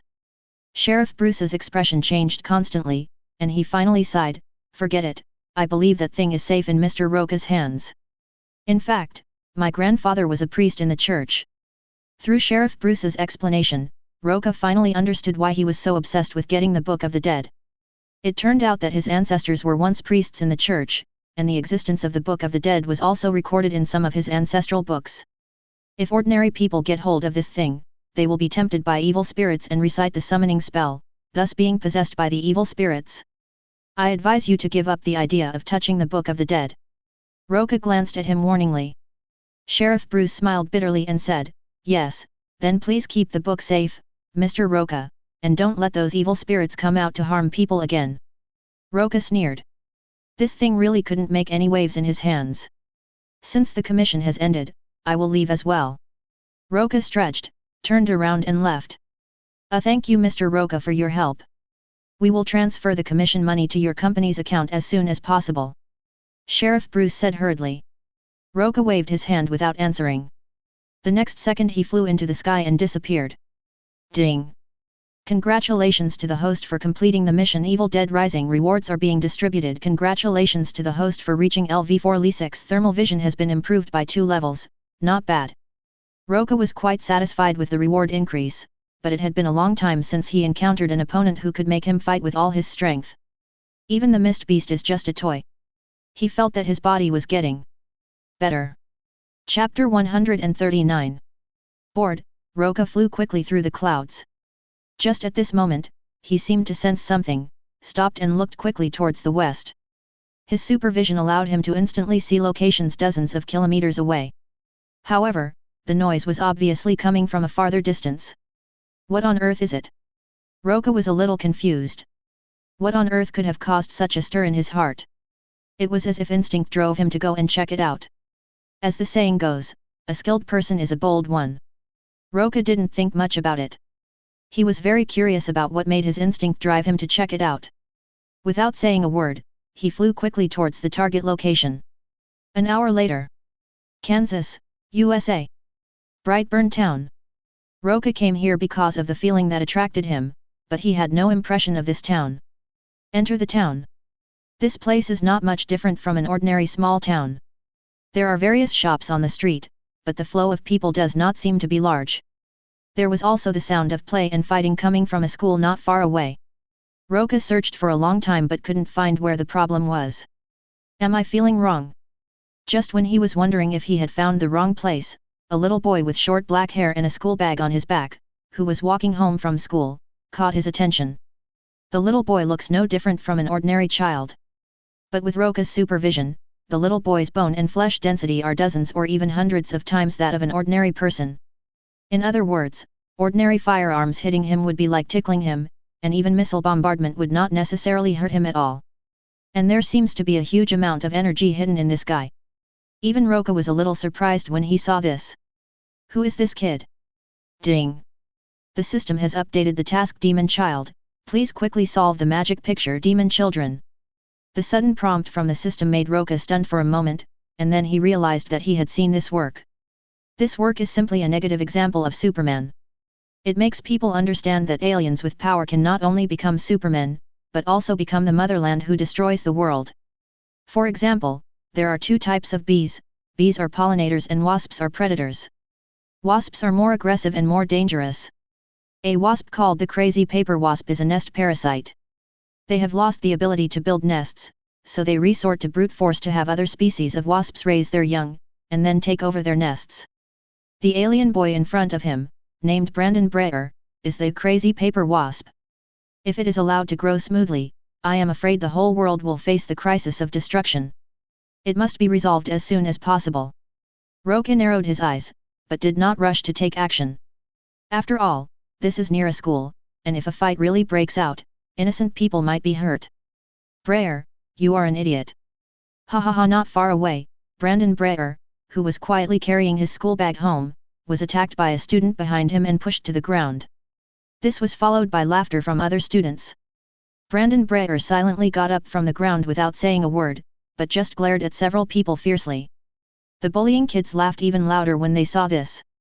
However, it seems that Brandon Breyer has not fully awakened at this time. Roca narrowed his eyes and followed silently. All the way to the Breyers. Brandon Breyer seemed to realize that something was following him, and he quickly ran into the house and closed the door. Brandon! Boom boom boom! Brandon, open the door! Mother Tori shouted for a long time before Brandon opened the door. Brandon, what happened? Tori asked as she gently held Brandon in her arms. Brandon was silent for a moment before he told others that he felt someone was following him. Hearing that someone was going to harm her son, Tori, as a mother, naturally couldn't just sit there and do nothing. She told her husband, Kyle Breyer, about the incident. Then the two of them went outside and checked carefully, but did not find any suspicious people. So the matter had to be left unresolved. At this time, Roca was standing high in the sky, staring at the Breyer family. Now was not the time to take action, and it would not be too late to take action at night. Soon it was night. At 9 o'clock, the Breyers turned off the lights and went to bed on time. Don't worry, baby. I'll be back soon. Just wash up and wait for me. Then come back soon. Don't worry, I'm here. After hanging up the phone with Maria, Roca turned his gaze back to Brandon. Brandon was already asleep at this time. Now is a good time to get rid of it while its ability has not yet awakened. However, just as he was about to take action, he saw Brandon get up and walk out. Sleepwalking. Roca was a little surprised to see him with his eyes closed. This scene seemed to have appeared in a movie. This means he is going to look for the spaceship that brought him here. Thinking of this, Roca suddenly became interested. I don't know if this guy is from Krypton. After all, his abilities are almost the same as Superman's. He also has a body as hard as steel, and ordinary bullets cannot hurt him at all. It can also fly, and its eyes can emit red laser rays. Brandon, who was sleepwalking, seemed to be summoned by something. He staggered to the barn and finally stopped in a compartment inside the barn. Then he grabbed Zhao Zhao and started pulling the locked basement door. That's a spaceship. Roca's supervision has already seen the strangely shaped spaceship in the basement. It looks like a washing machine drum, and its surface is covered with a lot of dust. Interesting.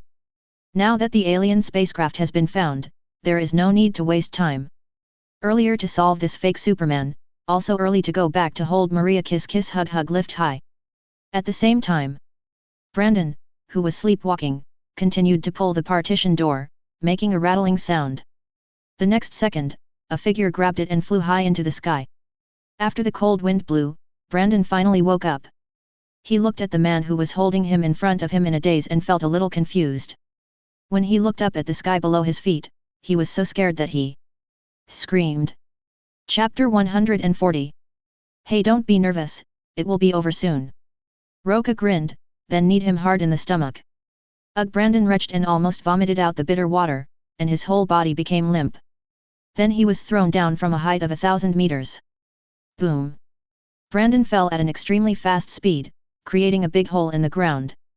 Roca landed slowly and was about to check if the guy was dead, but he didn't expect that Brandon flew up from the pit the next moment. Destroy, conquer, destroy, conquer. Brandon's eyes were red and he kept muttering these two sentences. The next second he shouted loudly, and his eyes released red rays towards Roca. Roca's expression remained unchanged. He had known that Brandon had this trick a long time ago, and he immediately shot out with his thermal vision as well, colliding with the opponent's red light. Sizzle! The two rays of light remained in stalemate in the air for a moment. Then he was completely crushed by Roca's thermal vision. Brandon, who was hit by the heat vision, closed his eyes and 430 screamed in pain. You, a fake Superman, are not worthy of competing with me in thermal vision. Roca snorted coldly. However, just as he finished speaking, Brandon opened his bloodshot eyes again. It turned out that his eyesight was not affected at all after taking the fever medicine just now. Then he roared and rushed over at supersonic speed. Roca narrowed his eyes slightly and rushed forward at the same supersonic speed. The two collided, creating a violent shock wave, and then Brandon flew backwards. This is not the end yet. Roca appeared in front of him again at supersonic speed. Drink! He roared and punched Brandon violently in the face. The next moment, Brandon was blasted away for several kilometers like a cannonball, smashing several abandoned houses and trees along the way, and finally landed on the road. Not dead yet. Roca followed him to the road and saw Brandon, who was in tatters, lying in the middle of the road and was not dead yet. You have to know that he had used all his strength just now, and even he himself didn't know how much strength he had. I didn't expect Brandon to be able to withstand my punch without dying. Beep! Just then a large truck came speeding over, shining its lights on the two of them and blaring a deafening horn. The next second, the truck crashed into the two of them. When the driver stopped to check, he found nothing on the ground. This made the driver shudder and he thought he saw a ghost. At the same time, Roca chased Brandon into the sky. That's right, just now when the truck attacked, Brandon took the opportunity to escape. But he couldn't escape. Roca blocked Brandon's way at a faster speed, then clasped his hands together and hit him hard on the head with a heavy hammer. Brandon screamed again and fell from the sky. Boom! In an instant, a hole several meters across was smashed into the ground, and the area within 100 meters radius became like a spider web. Brandon couldn't help but spit out a mouthful of blood. He had never been injured since he was born, but finally he was injured. He climbed out of the pit with difficulty, only to see Roca standing in front of him. He was greeted with another ruthless fist. Boom! In an instant, Brandon was like a sandbag, being hit continuously by Roca, and every blow made him scream in pain. The area within a radius of several kilometers was also destroyed by his power. Cool! Roca shouted loudly and made a final dunk, sending it flying from the sky into the earth. To be honest, I'm a little reluctant to kill you. Roca sighed, where can I find such a good sandbag? There are even fewer sandbags that can allow him to exert his full strength. But after thinking about it, he decided to kill him. After all, although this guy is a fake Superman, his growth potential is unknown. There's no need to keep such a threat around. Goodbye then. As Roca finished speaking, two red rays of light shot out from his eyes and hit Brandon's head. Brandon screamed in pain. Next second. Bump! His entire head exploded instantly, and red and white splattered all over the ground. Tisk tisk. Roca, who had put away his thermal vision, couldn't help but smack his lips, feeling a little regretful that such a good sandbag was gone. Unfortunately, this guy is just like the Scion in Dragon Ball. His mission when he was sent here is to conquer the earth or destroy it. This guy is evil to the core. Unless one becomes stupid like Sun Wukong, it is impossible for him to turn over a new leaf. Not to mention taking him as your younger brother. Forget it, let's go back. Roca put Brandon's body on the ground into the monster containment device, then used the hellfire to clean the blood on the ground before leaving. As for what would the Brayers, who adopted Brandon, do if they found out the child was gone? That can only mean that they saved their lives. Otherwise, he will die at Brandon's hands sooner or later. Ding! Congratulations to the host for completing the mission. Demon Child, rewards are being distributed. Congratulations to the host for completing the special mission, awakening the superhuman bloodline. The sudden reminder in his mind made Roca stunned for a moment, and then he felt hot all over. Then it fell from the sky, creating a big hole in the field. No one knew that a Superman was awakening at this moment. Beep beep beep. I don't know how long it was before I heard a phone ring in the fields. Then Roca, who had been unconscious for a long time, finally opened his eyes, and then he picked up the phone and answered it. Hello. Where have you been, dear? Why haven't you come back yet? It's almost dawn. Maria's aggrieved voice came from the other end of the phone. I'm sorry honey, I'll be right back. Roca hung up the phone and flew into the sky towards New York. He also took the time to check the system prompts. Ding! Congratulations to the host for awakening the Kryptonian bloodline. All superpowers have been upgraded to max. Now completing system tasks will reward you with an increase in the Kryptonian bloodline. Ding! System prompt: in order to become a Silver Superman as soon as possible, please continue to work hard and complete more system tasks. Great! I've finally become a genuine Superman. Roca was extremely surprised. Although he had been calling Brandon a fake Superman before, in fact, he himself was also a fake Superman. Who made him have superhuman abilities but not superhuman. Blood. Chapter 141. Now he has finally awakened his Kryptonian bloodline. And as long as you continue to complete the tasks, you can be promoted to Silver Super. You have to know that not all Kryptonians are superhuman. Among the countless Kryptonians, there is only one invincible Superman, Clark. Just like the Scions in Dragon Ball, the ordinary Scions in the 7th universe have a combat power of only tens of thousands at most. Even if they turn into gorillas, they only have a combat power of more than 100,000. How many Scions are there who can continuously break through the limits of Scions and grow to surpass the god of destruction Beerus? There is only one Sun Wukong. Roca only needs to complete the system tasks to successfully grow into the invincible Silver Superman of the multiverse. And the time taken is definitely shorter than that of the Silver Super. What could be more joyful than this? In a good mood, Roca returned home almost instantly. Maria, who was sitting on the sofa watching TV boredly, was suddenly picked up and she screamed in fright. However, I felt relieved only after I felt a familiar embrace. My dear, I've kept you waiting for a long time. What took you so long to come back? Maria clapped her hands, hugged his neck, pouted her lips and said somewhat aggrievedly. Sorry, I took care of a fake Superman on the way. Sorry to have kept you waiting. Roca kissed her fair face, which seemed like it could squeeze water out of it, with an apologetic look on his face. Well, I forgive you. The well-behaved Maria wasn't really angry, she was just a little worried because she had to wait for so long. I'm used to it, but it's still dealing with evil spirits. What to do in case of an accident? By the way, where are they? Roca was referring to Tina, Allison, and Stella. They can't wait to go to bed. Maria replied quietly. Roca checked the time and found it was already 2 in the morning. No wonder they all fell asleep. But this made him feel even more sorry for Maria, as she had waited until now just because of his words. Good baby, let's not bother them. Let's go to the bathroom. After saying this, Roca chuckled and then picked up her petite body and took her to the bathroom. I've already washed it. Maria protested quietly. It's okay to take a bath again after taking one, doesn't Maria like taking a bath with me? As Roca spoke, he turned on the shower, and as the warm water flowed down, he lowered his head and kissed her soft red lips. This girl has waited for so long, we can't let her down. But you have to be gentle when you need to be gentle, and be wild when you need to be wild. It was not until Maria fainted from the scream of OM that Roca fell asleep holding her in his arms. The next day. Warm sunlight falls on the bed. Roca yawned and slowly woke up. He looked down at Maria who was still sleeping in his arms and couldn't help but smile brightly. The girl screamed quite loudly last night. I'm afraid I won't be able to get out of bed for a while today. Snap. Sh. Roca looked at Allison who pushed the door open and made a gesture to keep quiet. Allison glanced at Maria, who was sleeping in his arms with a happy smile on her face, and she reacted, feeling a little envious and jealous. I'll wait for you outside. Allison gestured with her hand and cautiously left the room. There's no way around it. Those of them who have been injected with super soldier serum have much sharper facial senses than normal people. The slightest sound can attract their attention. Fortunately, Maria was tired after a night of sleep, so she didn't wake up. Roca carefully pulled Maria off him, then carefully got up and put on his clothes. I didn't feel relieved until I left the room. Boss, you are such a fool. Why didn't you wake us up when you came back? Allison said jealously when she saw him come out.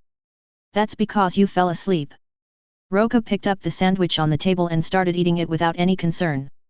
After hearing this, Allison was a little angry, but she couldn't refute it because they fell asleep. Later, Maria's screams woke them up, but no one dared to join in. By the way, do you have any special requests today? Roca asked as he drank his milk. No. Allison couldn't help but roll her eyes. I've already contacted Sister Selena, and she has arranged all the possible commissions. What's that expression on your face? I'm your boss and I'm busy too. Okay, request flowers. Oh, as Roca said this, he slapped her plump buttocks. Pa, this slap was really loud. Allison exclaimed, holding her butt and staring at him resentfully. Honey, you're up. At this time, Tina and Stella also got up one after another. Well, by the way, is everyone okay today? It's the weekend today, what's wrong? Tina asked curiously. Then let's go out and play together today. Roca remembered that he hadn't accompanied the girls shopping and chatting for a long time, so he had to cultivate some relationships while he had the time. Very good. Hearing this, Tina screamed excitedly. Stella also smiled happily. Master, can you take me out too? At this time, Mary Xiao asked cautiously. After being together for such a long time, she has almost gotten used to the life of a nanny, and can chat with Tina and the others on weekdays. She didn't know if it was an illusion, but she could feel that Roca was even more terrifying now. This made her even less willing to resist. Hey! Roca didn't expect Mary Shaw to make such a request, but since everyone was going together, it didn't matter if there was one more person. Then let's go together. Thank you, Master. Mary Shaw was also somewhat happy after hearing this. Although she was a perverted puppet evil spirit, she also wanted to go out more often. After everything was ready, Roca called Wenyu and Julie and asked them to come over. It's a chance for everyone to get to know each other. After spending a few days happily playing with them, Allison suddenly found him. Boss. What's wrong? Roca was holding Maria's petite body and watching the game. I met a girl online. She has been having some troubles recently. I suspect she has been subjected to domestic violence. Well? Domestic violence? Shouldn't this kind of thing be reported to the police? Roca raised his eyebrows. Domestic violence was not within his job scope. But she's very beautiful, are you sure you don't want to take a look? Allison stretched out her voice, as if to tempt him to continue asking. Chapter 142. Okay, tell me what's going on. Roca smiled as he played with Maria's fair little hands while watching the game. It's like this, the girl's name is Sarah, she claims that she often sees horrible things, she even suspects that there are evil spirits targeting her. Hey? Didn't you just talk about domestic violence? How did you become an evil spirit again? Roca was a little strange. Because I suspect that her seeing evil spirits and the like is all her own imagination, she must have suffered from domestic violence for a long time, which led to hallucinations. Allison said very seriously. Well, that's a fascinating story. Roca shrugged. This is not a story, look, this is her photo. Allison said as she pulled out her phone and pulled out a photo. Aome. Roca blurted out 793 after seeing the photo. Who is Aome? Do you know her? Allison asked confused. No, what did you say her name was? Sarah. Sarah. Roca stroked his chin and thought for a moment. Ding. The system has updated the task Silent House. Please help Sarah solve the problem. Seeing the system prompt, Roca suddenly realized what was going on. He said that the name Sarah plus Allison's story sounded so familiar. It turned out to be Aome, and XI was the Eastern horror film The Silent House played by Hung Nu Wang. Although this horror thriller is not very exciting, because there are no evil spirits in the whole film. It simply tells the story of a daughter who was abused by her father, developed two personalities due to schizophrenia, and took revenge on her father. Also because this thriller horror film is starring Elizabeth Olsen. That's why he went to see it. Overall it's pretty good. When she was around 20 years old, Olsen was at the peak of her beauty. Although her acting skills need to be improved, she is still relatively young. Thinking of this, Roca suddenly became interested. Okay, I'll take this commission. This is not a commission. Boss, please don't take advantage of me. Roca slapped her buttocks. Pa, how dare you slander your husband? You still don't even get the upper hand. Allison covered her hip and rolled her eyes. Do you want to know the details of the salad? Of course I want to know. Hey, baby, tell me now. Roca was very much looking forward to seeing the young and tender Aome, so he reached out and rubbed the place where she had been hit just now. Allison slapped his hand away and then searched on her phone. Sarah said that she would go back to the countryside with her father to live for a while during the holiday. Go back to the countryside to live? Where? Seeing how anxious he was, Allison couldn't help but give him a blank look. It's in a place called Mori in the New York countryside. Molly Town? I remember that. My dears, wait for me when I come back. Roca stood up excitedly, and flew out of the window impatiently. Wait, I haven't told Sala yet. Before Allison could finish her words, Roca disappeared. She shrugged helplessly, thought about it and didn't bother to say anything, so she let the boss hit the wall on his own. Just think of it as a little trouble for him. Who made the boss come to Heezy in such a hurry?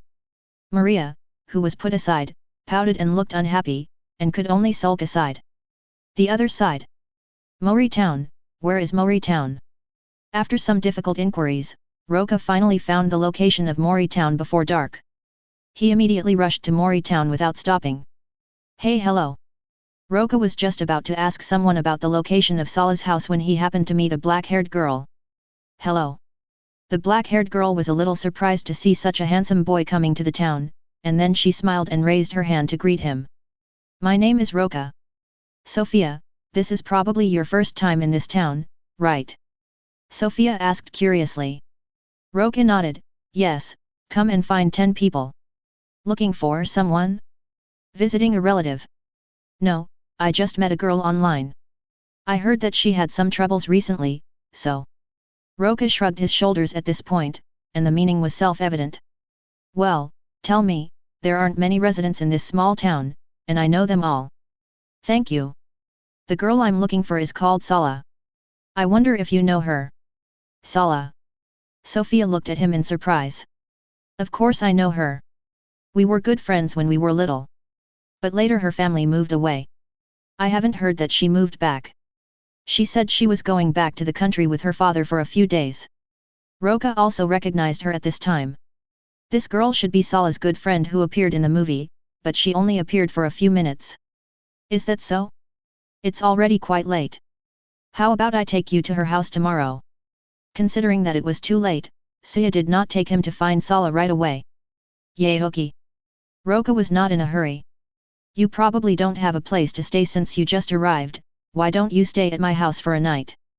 Sophia invited with a smile. I'm afraid this is a little inconvenient, isn't it? Roca was a little surprised. He didn't expect that Sophia would invite him, a stranger they met for the first time, to live in her home. I don't know if this girl is careless or has no defense at all. Or is it that he is attracted to himself? It doesn't matter, there's no hotel in town anyway. Okay then, thanks. Roca thought about it and agreed. In fact, it was still time for him to go home and rest. 0.7 But since Sophia invited him so kindly, he had no way of refusing. Sophia's parents were at home, and when they saw her bringing back a handsome man, they thought he was her boyfriend. So Roca was entertained warmly. Sophia did not explain the relationship between the two. Roca is not stupid either. This girl is obviously attracted by his charm and has a crush on him. That's right, a pretty country girl like Sophia could not resist seeing a handsome man like a prince charming like him. It is normal to fall in love at first sight. Because in Sophia's eyes, there is no man better and more handsome than Roca. Roca saw through it but didn't say anything. He was still more interested in she. May. Chapter 143. The next day. Accompanied by Sophia, the two came to a secluded lakeside cabin. This is Sala's house. There are wheel tracks on the ground. They are definitely back. After Sophia discovered the wheel marks on the ground, she finally confirmed that the Sarah family had really returned. It has been more than 10 years since they last saw each other, and she is really looking forward to meeting Sala. Salad. Just then, Sophia noticed a brown-haired girl standing at the door of the house, and she tried to call out. The girl has a pair of big and bright eyes, like clear lake water, and her lips are plump and elastic. She has a slender waist, which forms a perfect curve with her hips, highlighting her feminine charm. Her legs are long and powerful, and she is also recognized as having long legs.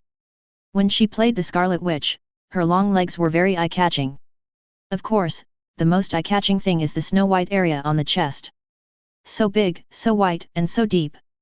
Sarah heard someone calling her and quickly looked towards the direction where the voice came from. When he saw Sophia and Roca, two strangers, he looked at them with confusion. I can't believe you are actually back. Sophia happily gave Sarah a hug. 18 Sala was completely confused and had no idea what was going on. She could only stand there awkwardly, at a loss as to what to do. You don't remember me? Seeing her calm reaction, Sophia guessed that she definitely didn't remember her. I'm so embarrassed. Sala smiled awkwardly. She really didn't remember the girl in front of her. I'm Sophia, we used to play together. Oh, of course, I remember. Sarah looked as if she had suddenly realized something, but it was unclear whether she really remembered it. How have you been? I'm fine, especially finding you here. Oh, I'd like to invite you in, but it's a mess here. It can be seen that Sala and his family have just moved back. The room has not been cleaned up yet and there is no electricity. By the way, was he also my childhood playmate? Sarah looked at the handsome man behind Sophia. Hello, just call me Roca. Oh Roca, I remember you. Sarah looked as if something had suddenly dawned on her. Sophia looked a little strange, she didn't remember having a playmate named Roca when she was a child. Where have you been all these years? Are you still in school? Oh, no, you know I never liked school. I'm working for my dad now, or I can try something else. Do you want to sell this place? Yes, but it must be repaired before it can be sold. Sophia chatted with Sarah for a while, then she remembered Roca who was standing beside her. By the way, Roca seems to have something to ask you. What do you want to talk to me about? Sarah looked at Roca in confusion. Yes. Roca nodded, I want to confirm whether you have been abused. If it is true. I'm sorry, that's not the case. The smile on Sala's face turned cold in an instant. Domestic violence seemed to be a taboo that no one was allowed to mention. Domestic violence. Sophia looked at Sala with some surprise. I said no, my father loves me very much, now please leave here. Sala said this with a cold face and started to drive people away. Roca and Sophia looked at each other in confusion. I'm sorry, but I will come again. If your father really abuses you, you can tell me and I will make him get the punishment he deserves. Sala was stunned for a moment, then turned cold and said nothing. Roca and Sophia had no choice but to leave. Domestic violence? Roca, the trouble Sala was in was domestic violence? I didn't see that.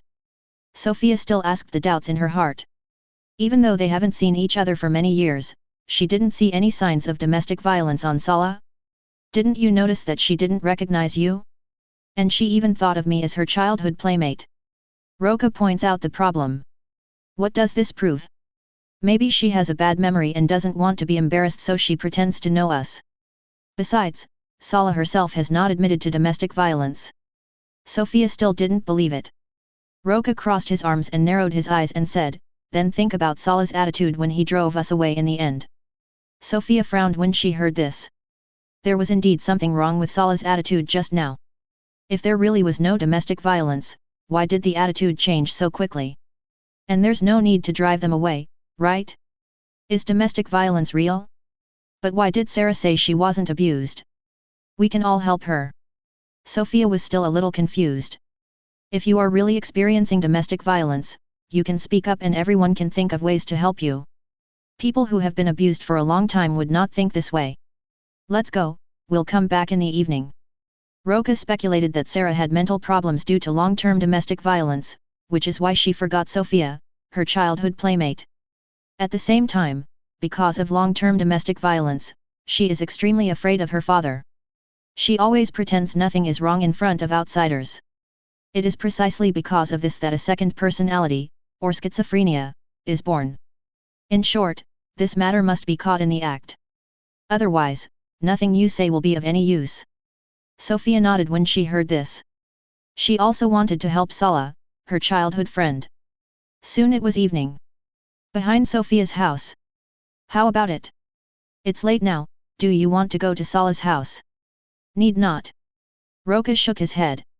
Kindness. Sophia was a little confused. Didn't she say she would go check it out at night? Wait until tomorrow. Roca didn't explain anything. Did he want him to say that he could clearly see Sala's house from here? In fact, nothing Sala did escaped his eyes. Now we just have to wait for an opportunity. That's when Sala's father abused Sala and caught him in the act. As for how to deal with Sala's father at that time, that's another matter. Although Sophia thought he was a little strange, she didn't say anything. But this wait took 2 days. On the third night, there was finally some movement in Sala's house. One day, Sarah's father John came back from outside and was drunk. Seeing his father in this state, Sarah was a little scared and hid in her room. Because every time this happened, John would beat her madly. She was even beaten several times and was seriously injured and hospitalized. Until now, she still feels that there is a hole in her head that has not healed, which is left by domestic violence. Chapter 144. However, what you fear will come to you. Even though she hid in the room without making any sound, she was found by John. Open the door. Boom boom boom. John knocked on the door of the room loudly, and the vicious sound made Sarah tremble all over and her face turned pale. Subconsciously, she opened the door. It has almost become an instinct. Because if you don't open the door, the consequences will be even worse. Opening the door might just result in a beating, but not opening the door would make her experience the pain and fear of death. She didn't dare not open the door. Dad, tell me, did you talk to a strange man today? Pa. After asking, John didn't wait for Sarah to answer and whipped her with his belt. Sala screamed in pain, then curled up at the foot of the bed with her hands covering her head. Still dare to hide? John raised his hand with a ferocious look on his face and swung the belt again. However, the next moment, a big hole was knocked open in the wall of the room, and then Roca stood in front of Sala like a god and held John's hand tightly. The sudden scene sobered up the drunk John a lot. Who are you? Of course I am Sala's friend. A father like you who only knows how to commit domestic violence is simply the worst kind of evil. After Roca said this, he exerted a little force with his palm. Click, click, click. John screamed loudly in pain. The blow just now had crushed his arm bones to pieces, and even advanced medical methods could not cure it. He will have to be a cripple for the rest of his life, but it seems he doesn't have this life anymore. Suddenly, Sarah hugged Roca from behind. Kindness. Roca turned his head with some confusion and found that her body was still trembling slightly, but there was a look of satisfaction on her face. Sala, I told you, if your father abuses you, you can tell me. You can even tell him what you want him to do. Roca gently stroked her back to comfort her. Sala seemed a little unstable, and even his voice was trembling slightly. Who the hell are you? I'm calling the police to arrest you for breaking into someone's house. At this time, John finally recovered. He held his broken arm and glared at him with gritted teeth. Bang! Hearing this, Roca slapped him to the ground with his backhand. Are you deaf? I've already told you that I'm Sala's friend. Breaking into someone's house and hurting them? You have to get out alive. Roca's voice was cold, revealing his strong murderous intent. Even when facing the killer Jason or Freddy, he did not show such strong murderous intent. But facing this beastly father in front of him, he really wanted to crush him to death right now. Even sent him to Silent Hill to suffer eternal pain. In the movie, the father often abuses his daughter and even forces her to suffer from split personality. Such a father is not worthy of being a human being. Kill him, I want him dead. At this time, Sala suddenly roared loudly. Her originally beautiful big eyes were now bloodshot, and the look she gave her father was filled with deep hatred. Okay, let him die. Roca didn't waste any time and immediately killed John, using the fire of hell to burn him. No one knew that he died here. Wait, just then, Sophia ran over panting. Roca had told her about the situation here before, but she ran too slowly. Just caught up now. After taking a few breaths, Sophia came to Sala and checked her injuries. Sure enough, there was a scar on her arm from being whipped by a belt. And because he was only wearing a white t-shirt, more old scars were revealed. There were scars all over his arms and back. But the biggest scar was on the head. That was caused by a blunt object. As a result, Sala was sent to the hospital and received more than 20 stitches, almost on the verge of death. I didn't expect that you, Sala, really suffered domestic violence. Looking at the injuries on Sarah's body, Sophia couldn't help but shed tears out of empathy. She immediately stood up and walked in front of John. I didn't expect you to be such a father. You actually abused your daughter for a long time. You really don't deserve to be a father. After saying that, Sophia kicked John hard in the crotch. John's heart-wrenching screams could be heard from far away, and just watching it made my scalp tingle. Even Roca couldn't help but secretly smack his lips. This girl really has a hot temper. If Sala had learned even a little bit, she wouldn't have suffered domestic violence for so long. Sarah couldn't help but smile with pleasure when she saw her father screaming. Sala, do you want to try it yourself? This beast has been abusing you for so long, it's time to resist. Seeing that she was eager to try, Roca encouraged her. Sala was somewhat tempted after hearing this, but her father's long-term pressure made her dare not do anything to him. It is no exaggeration to say that the fear of her father has penetrated deeply into her instincts. Unless it was a second personality, she would never have done anything to her father. Oh, forget it, just kill him. Roca sighed with some heartache. It was a pity that he didn't find Sala earlier, otherwise she wouldn't have suffered so much. He casually threw a ball of hellfire onto John. At the moment his soul was burned, all the scenes of domestic violence against his daughter in the past appeared before his eyes. The flames of hell will judge the guilty, and there is no doubt that John's guilt is very serious, no less than those murderers. What tormented him even more was that scenes of his past domestic violence against his daughter kept appearing in his mind. At this moment, he finally came to his senses. It turns out that I am such a bd, Zhao Deed, I am not worthy of being Sala's father. At the moment when his soul was about to dissipate, John gave Sarah a guilt-ridden smile. I hope you take good care of her. As he uttered the last sentence, his entire body was turned into ashes by the earth. For a moment, the room fell into silence. Sophia was shocked that Roca actually possessed such a magical ability. Even cremation at the funeral home was not so fast, and John was completely reduced to ashes, leaving nothing behind. But this also made her feel relieved. If there is no body, it will be fine even if the police ask about it. Anyway, there is no evidence. Sarah shed tears silently. The nightmare that had tormented her for so long finally ended, and the fear in her heart also quietly dissipated. But what followed was a look of confusion. Her father died, what should she do next? What should she do? Chapter 145. Don't think too much, you should embrace a new life next. Roca smiled and patted her shoulder gently. By the way, you don't have a job yet, do you want to come to my place? I'm in need of someone. The work at the exorcism office has been getting busier and busier recently. Selina originally planned to send someone to help Allison, but she was rejected. After all, it is somewhat inconvenient for outsiders, unless Selina comes in person. But that's impossible. After all, Selina still has to manage the entire vampire clan and werewolves. The experiment on Blood Orchid has also begun, and she needs to keep an eye on this aspect as well. On the contrary, there is nothing wrong with adding it to salad. Sala, who was confused at the moment, nodded without thinking too much. Although he had just met Roca, he saved him from danger and broke the nightmare he had been suffering for many years. So Sala trusted the other party without reservation. Sophia, on the other hand, was a little jealous. It just so happens that I don't have a job either. Can you add me? Sure. Roca didn't expect Sophia to take the initiative to ask to join, so this wasn't a big deal. To be honest, he quite likes this girl's temper, and her appearance is not bad at all. Come on, let's go to my house and rest tonight. 907. It was already very late at this time. Sala's house looked gloomy because there was no electricity. Plus John just died here. So there's no reason to leave Sala here alone. Anyway, Sophia's house is quite big. The next day, Sophia discussed it with her parents, and when she heard that she was going to work in the city, her parents agreed immediately. So Roca took Sarah and Sophia back to New York.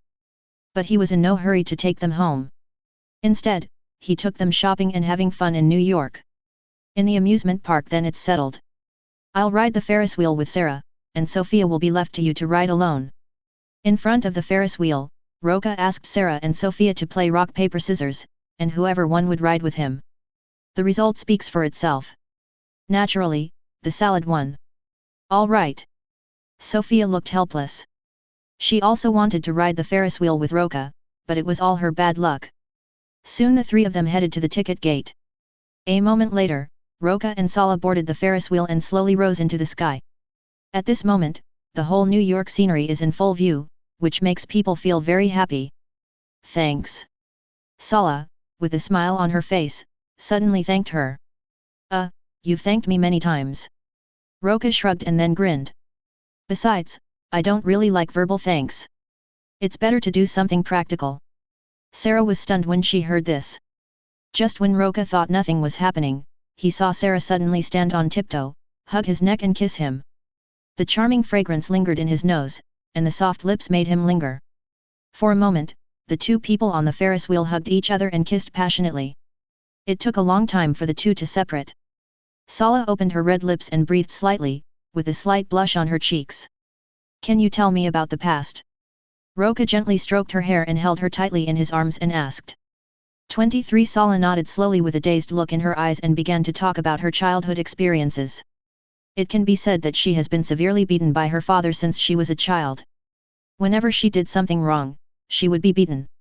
Later, her father John seemed to have gotten used to it and would vent his violence on her no matter what. Even when they grow up, they cannot escape the fate of domestic violence. Even when a boy approached her, he would be violently driven away by his father. It was not until Roca's appearance that the nightmare that had lasted for more than 10 years was completely broken. After hearing this, Roca's eyes turned cold, and he felt that it was too easy for John to kill him just like that, even though he confessed at the last moment. But what good is justice delayed? Who will make up for the torture and pain that Sala has endured for more than 10 years? I should have sent him to Silent Hill and let Alessa torture him. But don't be afraid, no one will hurt you again in the future. Roca comforted Sala gently. The good news is that John only beat up Sala. He did not do anything worse than other animals. This is good news. After all, in the movie, Sarah not only suffered domestic violence and humiliation from John, but also had an abortion because of this. Fortunately, none of this happened. Really? Sala wiped away her tears, feeling somewhat moved. Of course, if anyone dares to touch my woman, I will kill him even if he is God. Roca's voice was flat. But the domineering part in his words moved Sala so much that she couldn't help but give him a kiss. The two did not separate until the Ferris wheel fell from the other side. It smells so good. It's so big. After Roca got down from the Ferris wheel holding Sala's hand, he couldn't help but sigh, and his eyes couldn't help but glance at the white skin in front of Sala. To be honest, among his women, even Allison and Stella are not as good looking as Sala. This figure is really unfair. Worthy of being called Aome. Sarah noticed his gaze and immediately lowered her head in embarrassment. Roca helped her tighten her collar. This kind of scenery was enough for her to see, but it would be a big loss if it was seen by others. Hey, what are we going to play next? I want to join you this time, Roca. Sophia, who had just come down from the Ferris wheel, protested. Seeing the intimacy between the two, she knew something must have happened on the Ferris wheel, and she immediately felt a little jealous. So how about going to the haunted house next? Roca suggested with a smile. Okay. Sophia agreed immediately. After all, she was quite brave and was not afraid even of a haunted house. However, Sala subconsciously grabbed Roca's arm. looking a little scared. It's okay, Sala, if you're scared just hold on to me. Roca grabbed Sala's hand and interlocked their fingers. Sarah suddenly felt a little embarrassed. After all, this was in front of her best friend, and don't think she didn't know that her best friend Sophia also liked Roca. This made her even more embarrassed. Sophia was annoyed when she saw this. Why was she so stupid? Is it too late to pretend to be scared now? Spend the day playing with Sarah and Sophia. The three of them stayed in the hotel at night.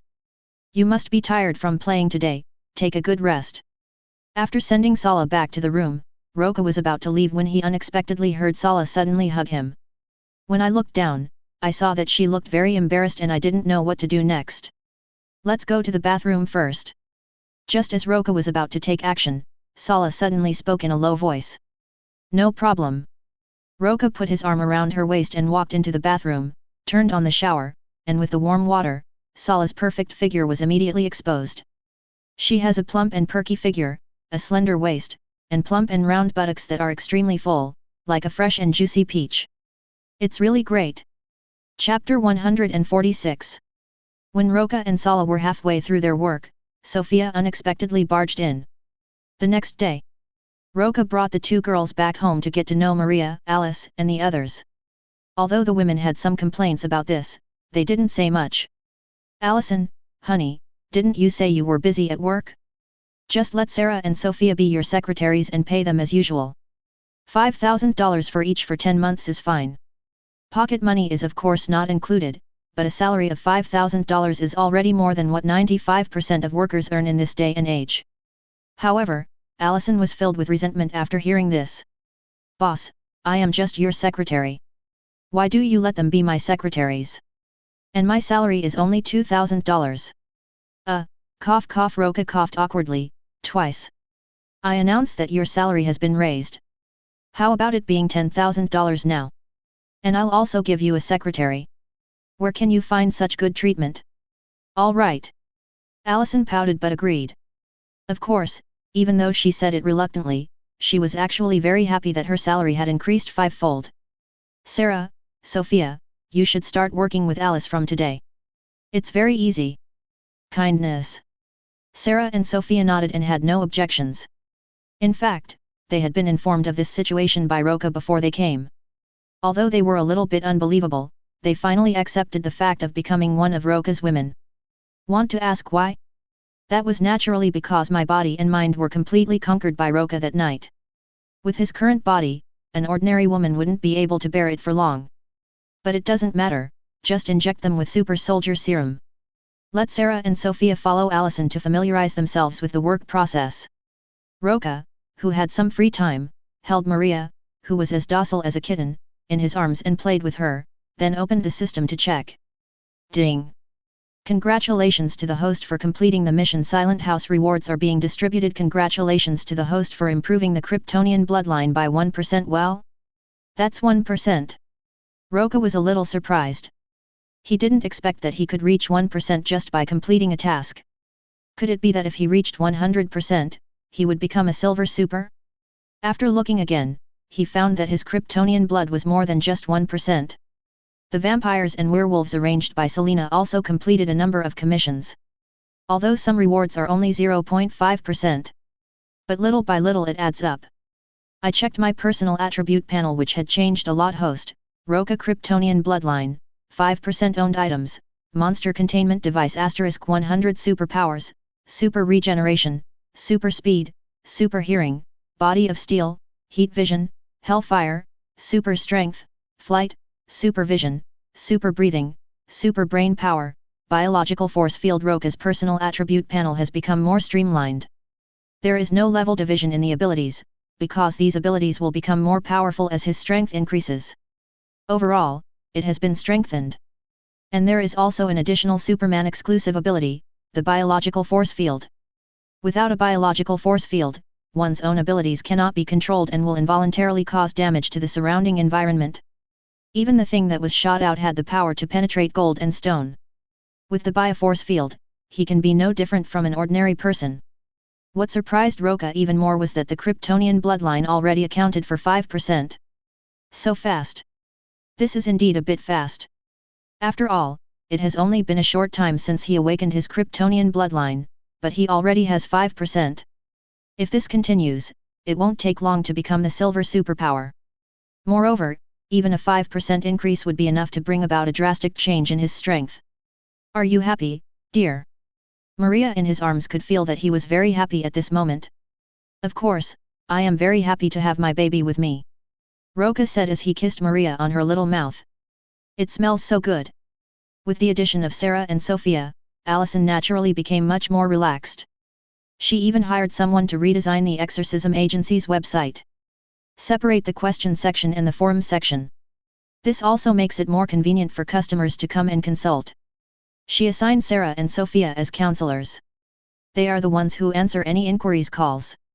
As for Allison, it is up to her to decide whether to accept the commission, and also whether Roca should do it himself or let the vampires and werewolves do it. It can be said that exorcism agencies have become more standardized now. As a result, Roca naturally had more free time. However, due to his actions during this period, he seemed to have been targeted by some people. FBI, we would like to ask Mr. Roca to come with us. That day, when Roca and Maria were playing poker, they unexpectedly received a visit from the FBI. My dear, it's for you. Tina opened the door and turned around and called out.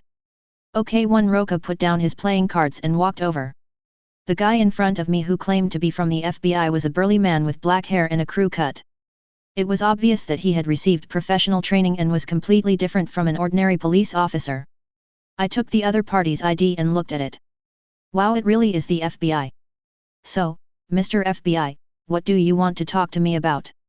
You have to come with us. The FBI man's tone was quite tough. After all, no one in America dared to ignore the Fib's invitation. Roca narrowed his eyes slightly and looked a little unfriendly.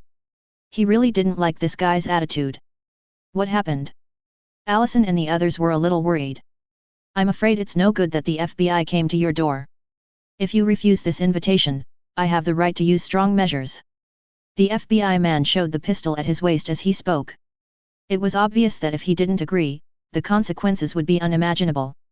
If he resisted, he would be in danger of having his magazine emptied. Hey, I want to see what the so-called tough measures are. Roca crossed his arms with a look of disdain. Perhaps he had some reservations before he obtained the Kryptonian blood, but now he is invincible. In his eyes, the FBI is nothing but ants. Chapter 147. The FBI man frowned upon seeing this, and then he decisively pulled out the pistol from his waist and pointed it at the few people. You better think carefully. If you resist, I have the right to shoot you on the spot. Hearing this, Roca couldn't help but look unhappy. Because this guy said I'll shoot you on the spot. He is not afraid of threats to himself, but he will never threaten his woman.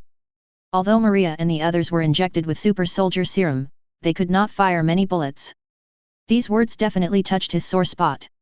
Although he had already sentenced this guy to death in his heart, Roca did not kill him immediately. I'll go with you. Roca. Boss. The girls were all a little surprised by his answer. They didn't expect that he would compromise. This was not the Roca they knew. 553 Roca turned around and smiled at everyone. Don't worry, everything will be fine. The FBI's invitation was just the beginning of the situation. Killing this guy would be useless. He wanted to see who was targeting him. Only by solving the real culprit behind the scenes can we solve the problem once and for all. Let's go. Roca didn't waste any words and walked out first. The FBI man frowned when he saw how cooperative he was, but he did not let down his guard against him. The two got into the FBI police car. The car drove quickly into the distance. Don't worry too much, don't you know Roca's abilities? Even those giant beasts are no match for him, so he will be fine. In the room, seeing that everyone was a little worried, the oldest Stella stood up and comforted everyone with a gentle voice. Hearing this, everyone was obviously relieved. Oh yeah, the boss is so powerful, he can deal with ghosts without any problem, it's just the FBI, no big deal. Allison was also relieved. All the girls nodded in agreement, except for Sarah and Sophia who had just arrived. But with everyone's comfort, they quickly calmed down. The other side. The FBI vehicle quickly drove to a deserted area in the suburbs. And the FBI made a call. Soon a helicopter flew over. Mr. Roca, we need to blindfold you. The FBI man said, holding a blindfold. Bring it on. Roca is skilled and brave, so he is not afraid at all. He wants to see what these people are up to. After blindfolding, he was taken onto a helicopter. Then after several hours, we finally landed at a military base in a remote mountainous area. Don't ask Roca how he knew this was a military base. What's the point of blindfolding him? He was soon taken off the helicopter again. Welcome. The mask was taken off, and a middle-aged man in military uniform appeared in front of Roca. My name is Hankum. You can call me Colonel Hankum. So you brought me here just to introduce yourself? Roca crossed his arms and spoke in a rather unfriendly tone. Of course not. In fact, we brought Mr. Roca here to ask him to cooperate with us in completing a research. What research? This is a room escape test. As long as Mr. Roca is willing to join the test, we will not only release him, but also give him a commission of $1 million. How about it? Colonel Hankum smiled. So this is a commission. You could think so. Okay, I agree. Roca agreed without thinking too much. He wanted to see what the military was up to. Involve yourself in research? See if he doesn't destroy all the military's research. Very good. Colonel Hankum nodded with satisfaction and signaled the soldiers beside him to take him away. A moment later, in a room.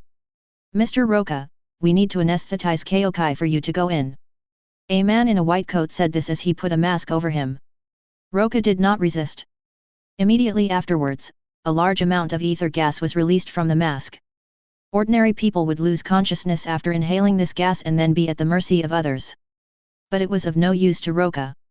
But after thinking about it, he pretended to faint. Soon his clothes were changed, and then he was carried on a stretcher by two people and taken to the car. After a bumpy ride, he was finally placed in a special cube room. Then those people left the room. The whole room suddenly became quiet. Roca, who had been watching the whole process, finally opened his eyes and looked around the room he was in. The room he was in was like a cube, with almost identical sci-fi patterns on the walls. And there is a square door on each wall. Why does this scene look so familiar? Roca stroked his chin and casually opened a metal cube door. But I saw that there was also a cube on the other side of the door, and its layout was almost exactly the same as the room I was in. Seeing this, Roca suddenly understood. Ding! The system has updated the task Another Dimension Killing Array 1, please walk out of the other dimension killing array. It really is a killing array from another dimension. Roca cursed out loud and asked why the layout here was so familiar, as if he had been transported to a killing array in another dimension. And the previous military was the builder of this extra-dimensional killing array. This is too much bullshit.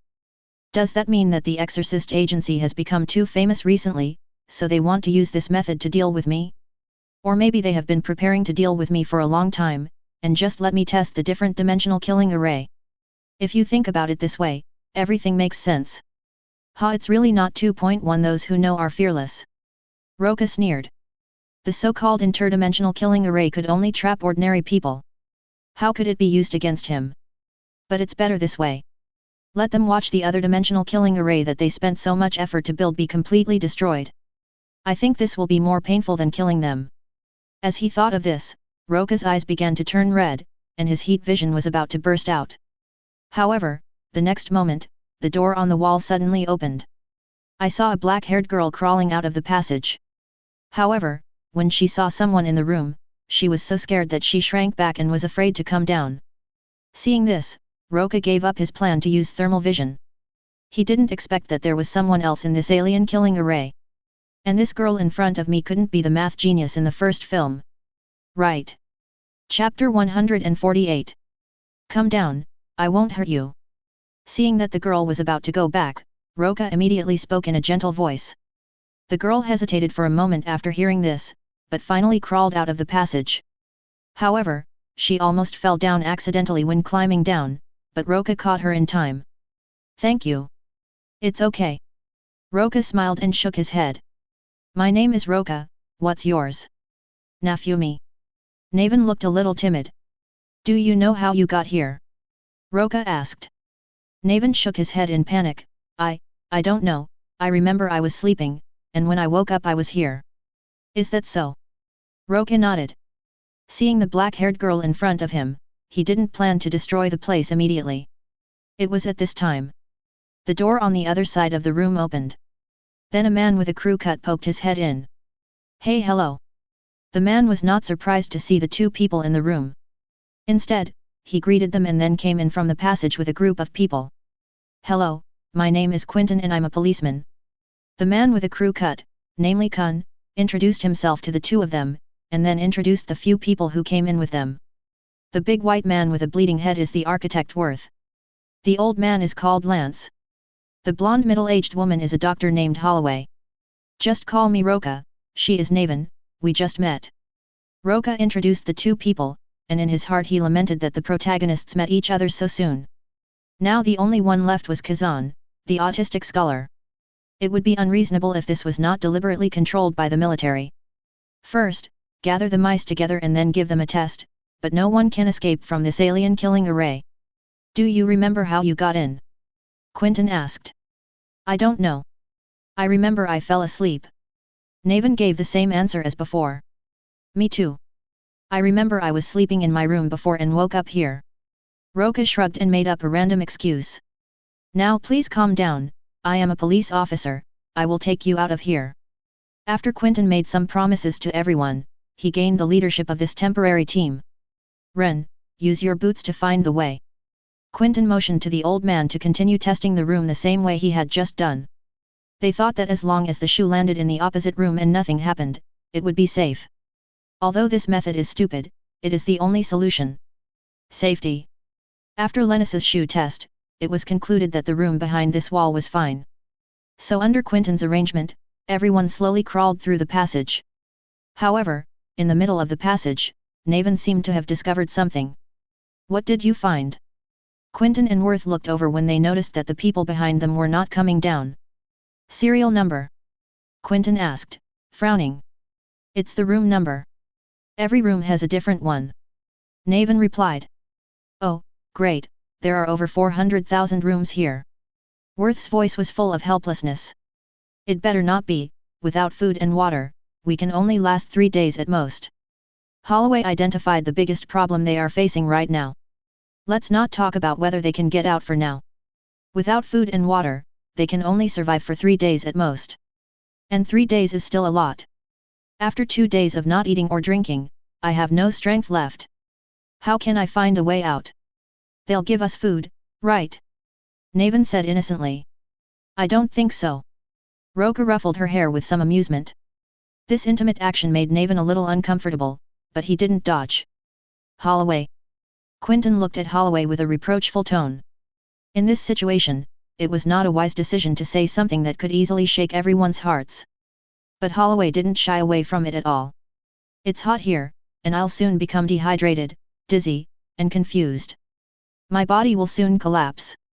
Here, put it in your mouth to stimulate your saliva.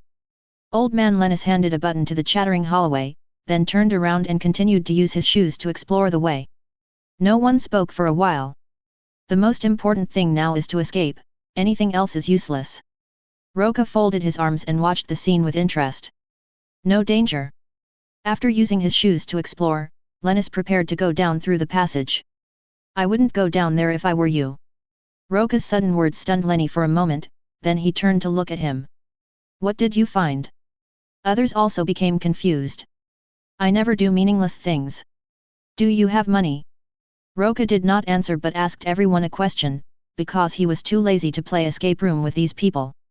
If you have free time, you might as well go home and hug your wife. Money? What do you want to do? Quentin asked, frowning. It's a pity that Roca was too lazy to pay attention to him. This guy looks kind now, and he's a policeman by profession, but if he's cornered he'll be more vicious than anyone else. Simply put, this guy is a person who will do anything to achieve his goals. I have some money in my hand. Although he was a little confused, Architect Worth still answered his questions. I don't have any money. Naven raised his hand a little embarrassedly. It's okay, I can pay you in installments. Roca still has a good impression of this teenage girl. Although the little girl is not very pretty, she is definitely not ugly. She is the type of girl that is pleasing to the eye. What do you know? Lennis asked, frowning. You're the one who got us into this hellhole, aren't you? The blonde woman, Holloway, spoke bluntly. This statement also aroused everyone's suspicion. Mr. Roca, please explain. Quentin came up to him and said in a strong voice. It was obvious that if Roca didn't explain the situation clearly, he would definitely use tough measures. Actually, I am just a little guinea pig thrown down like you, but I am different from you. I have the ability to leave here. Roca said as he glanced at a few people calmly. Now all you have to do is hire me with money. $50,000 per person is fine. As long as you pay me, I can take you back safely. If you don't pay, I'll be sorry. Chapter 149. Who the hell are you? Tell me clearly, are you the one who arrested us? Quentin got angry when he heard what he said. Are you an idiot? If I had captured you, would the people here come in and join you? Now that you've exposed yourself, can you use your shit-filled brain to think about it? Roca scolded him with a look of contempt. Quentin's face was obviously red, he stared at Roca fiercely and said, as long as I catch you, are you afraid that you won't tell me how to leave here? As a policeman, he has plenty of ways to torture people. In his opinion, as long as Roca was caught, he would definitely tell him how to leave here. He said this to remind others. Wait, I think he's right. If he was the one who captured us, why would he reveal his identity? Although the blonde middle-aged woman Holloway keeps saying discouraging things, in fact she does have some saintly qualities. Seeing that a conflict was about to occur, she immediately stood up for Quentin. Get out of the way. He must know something. We have to make him speak out. Quentin angrily tried to persuade Holloway. But he obviously underestimated Holloway's kindness. Calm down. Maybe we can use a more reasonable approach. Okay, then you come. Seeing that forceful tactics didn't work, Ting could only temporarily suppress his anger. Holloway nodded in satisfaction, then turned his gaze to Roca. Mr. Roca, if you know anything, please tell us. This may be our only chance to leave here. Only chance? Are you kidding? Your only chance is to pay the protection fee, otherwise I don't know what will happen next. Roca originally planned to destroy this place. If these people were willing to pay protection fees, he wouldn't mind taking a few of them away. Although $50,000 is a lot for ordinary people. But there were few ordinary people present. I believe this amount of money can still be taken out. If you really can't afford it, you can pay in installments. Of course, if they don't want to, then forget it. He has no control over what will happen when this different dimensional killing array is destroyed by him. No one among them would get out alive anyway. You said that idiot Kazan is out? There is still the military after we get out. Do you think the military will let him get away alive? Mr. Roca, you. Holloway was helpless in the face of the stubborn Roca. Seeing this, Quentin walked over angrily, and this time Holloway did not stop him. You'd better tell me how to leave here. Quentin said this and was about to grab him by the collar. I gave you face, didn't I? Roca looked at Quentin impatiently, then slapped him in the face.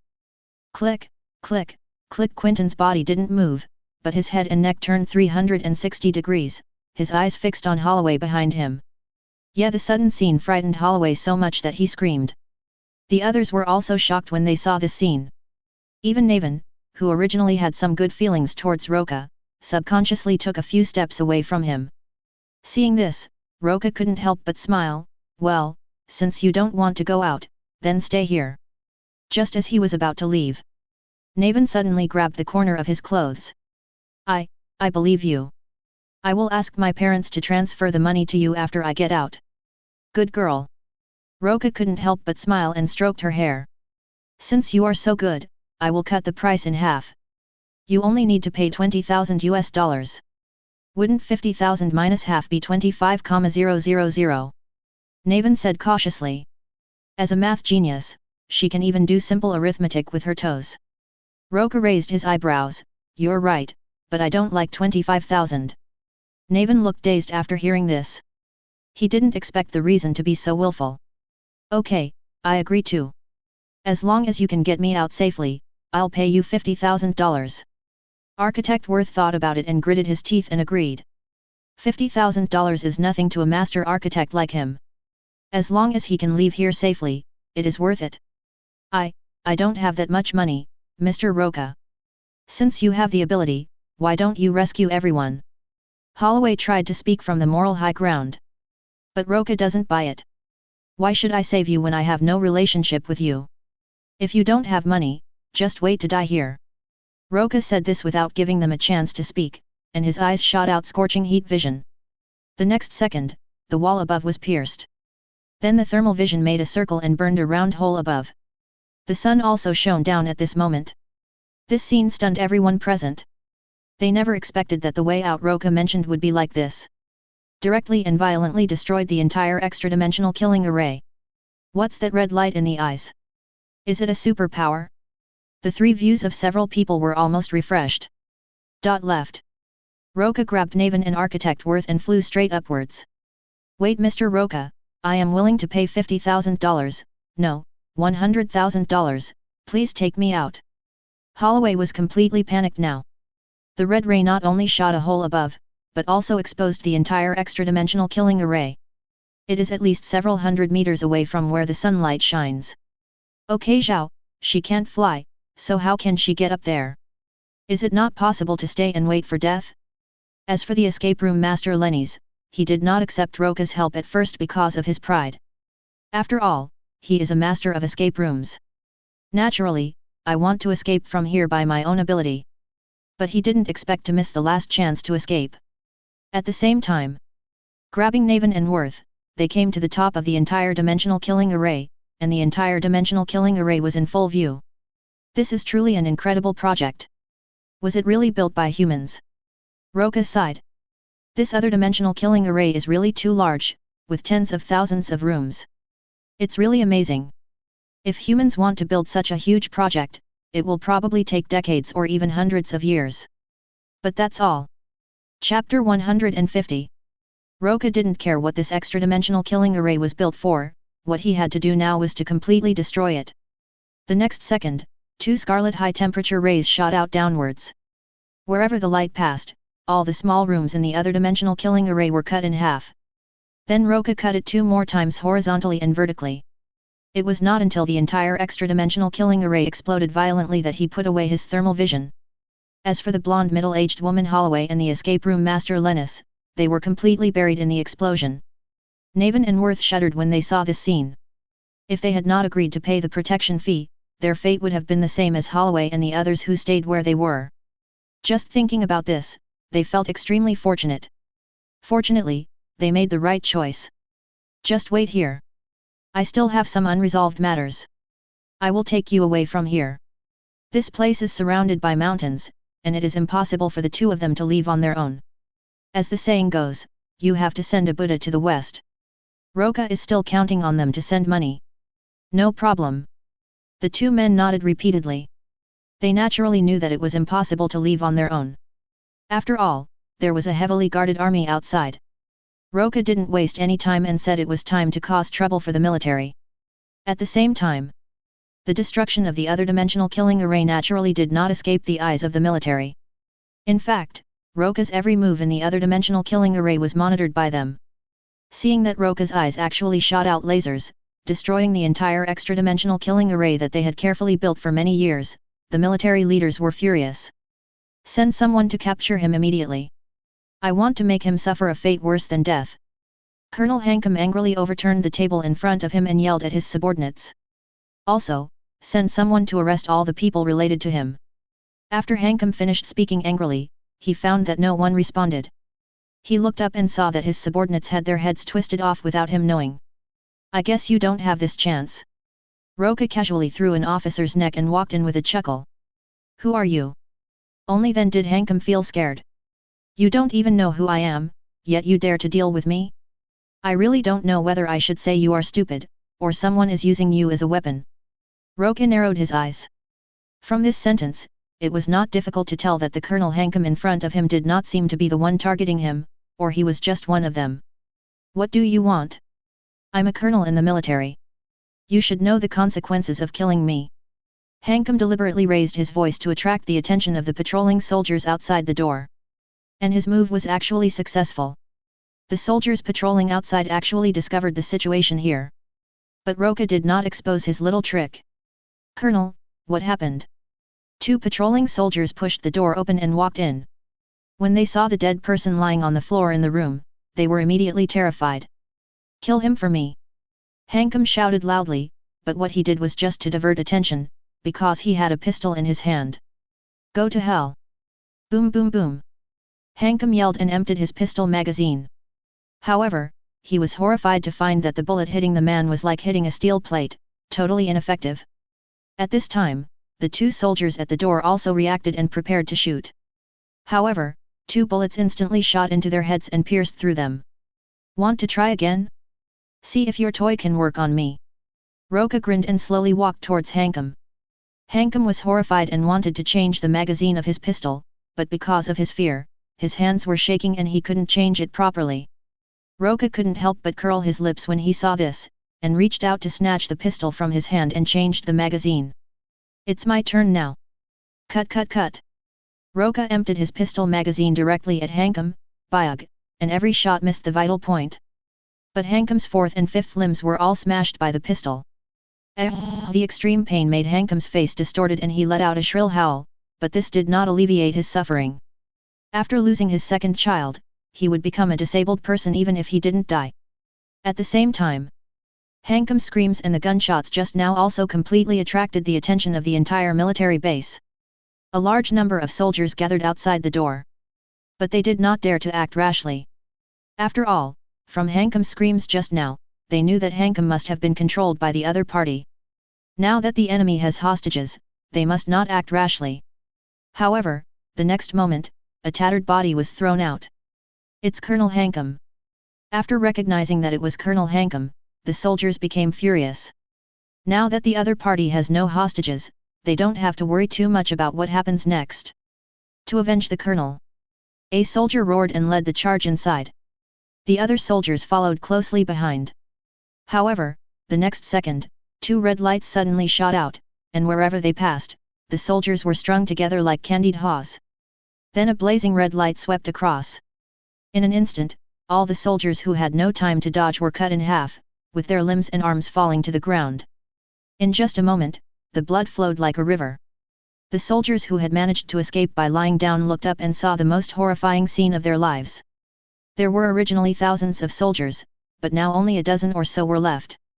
All other soldiers, along with their weapons and houses, were cut off. This horrific scene will haunt them for the rest of their lives. Of course, they have no future. Snap, snap! The sudden footsteps attracted the attention of the surviving soldiers until that figure walked out.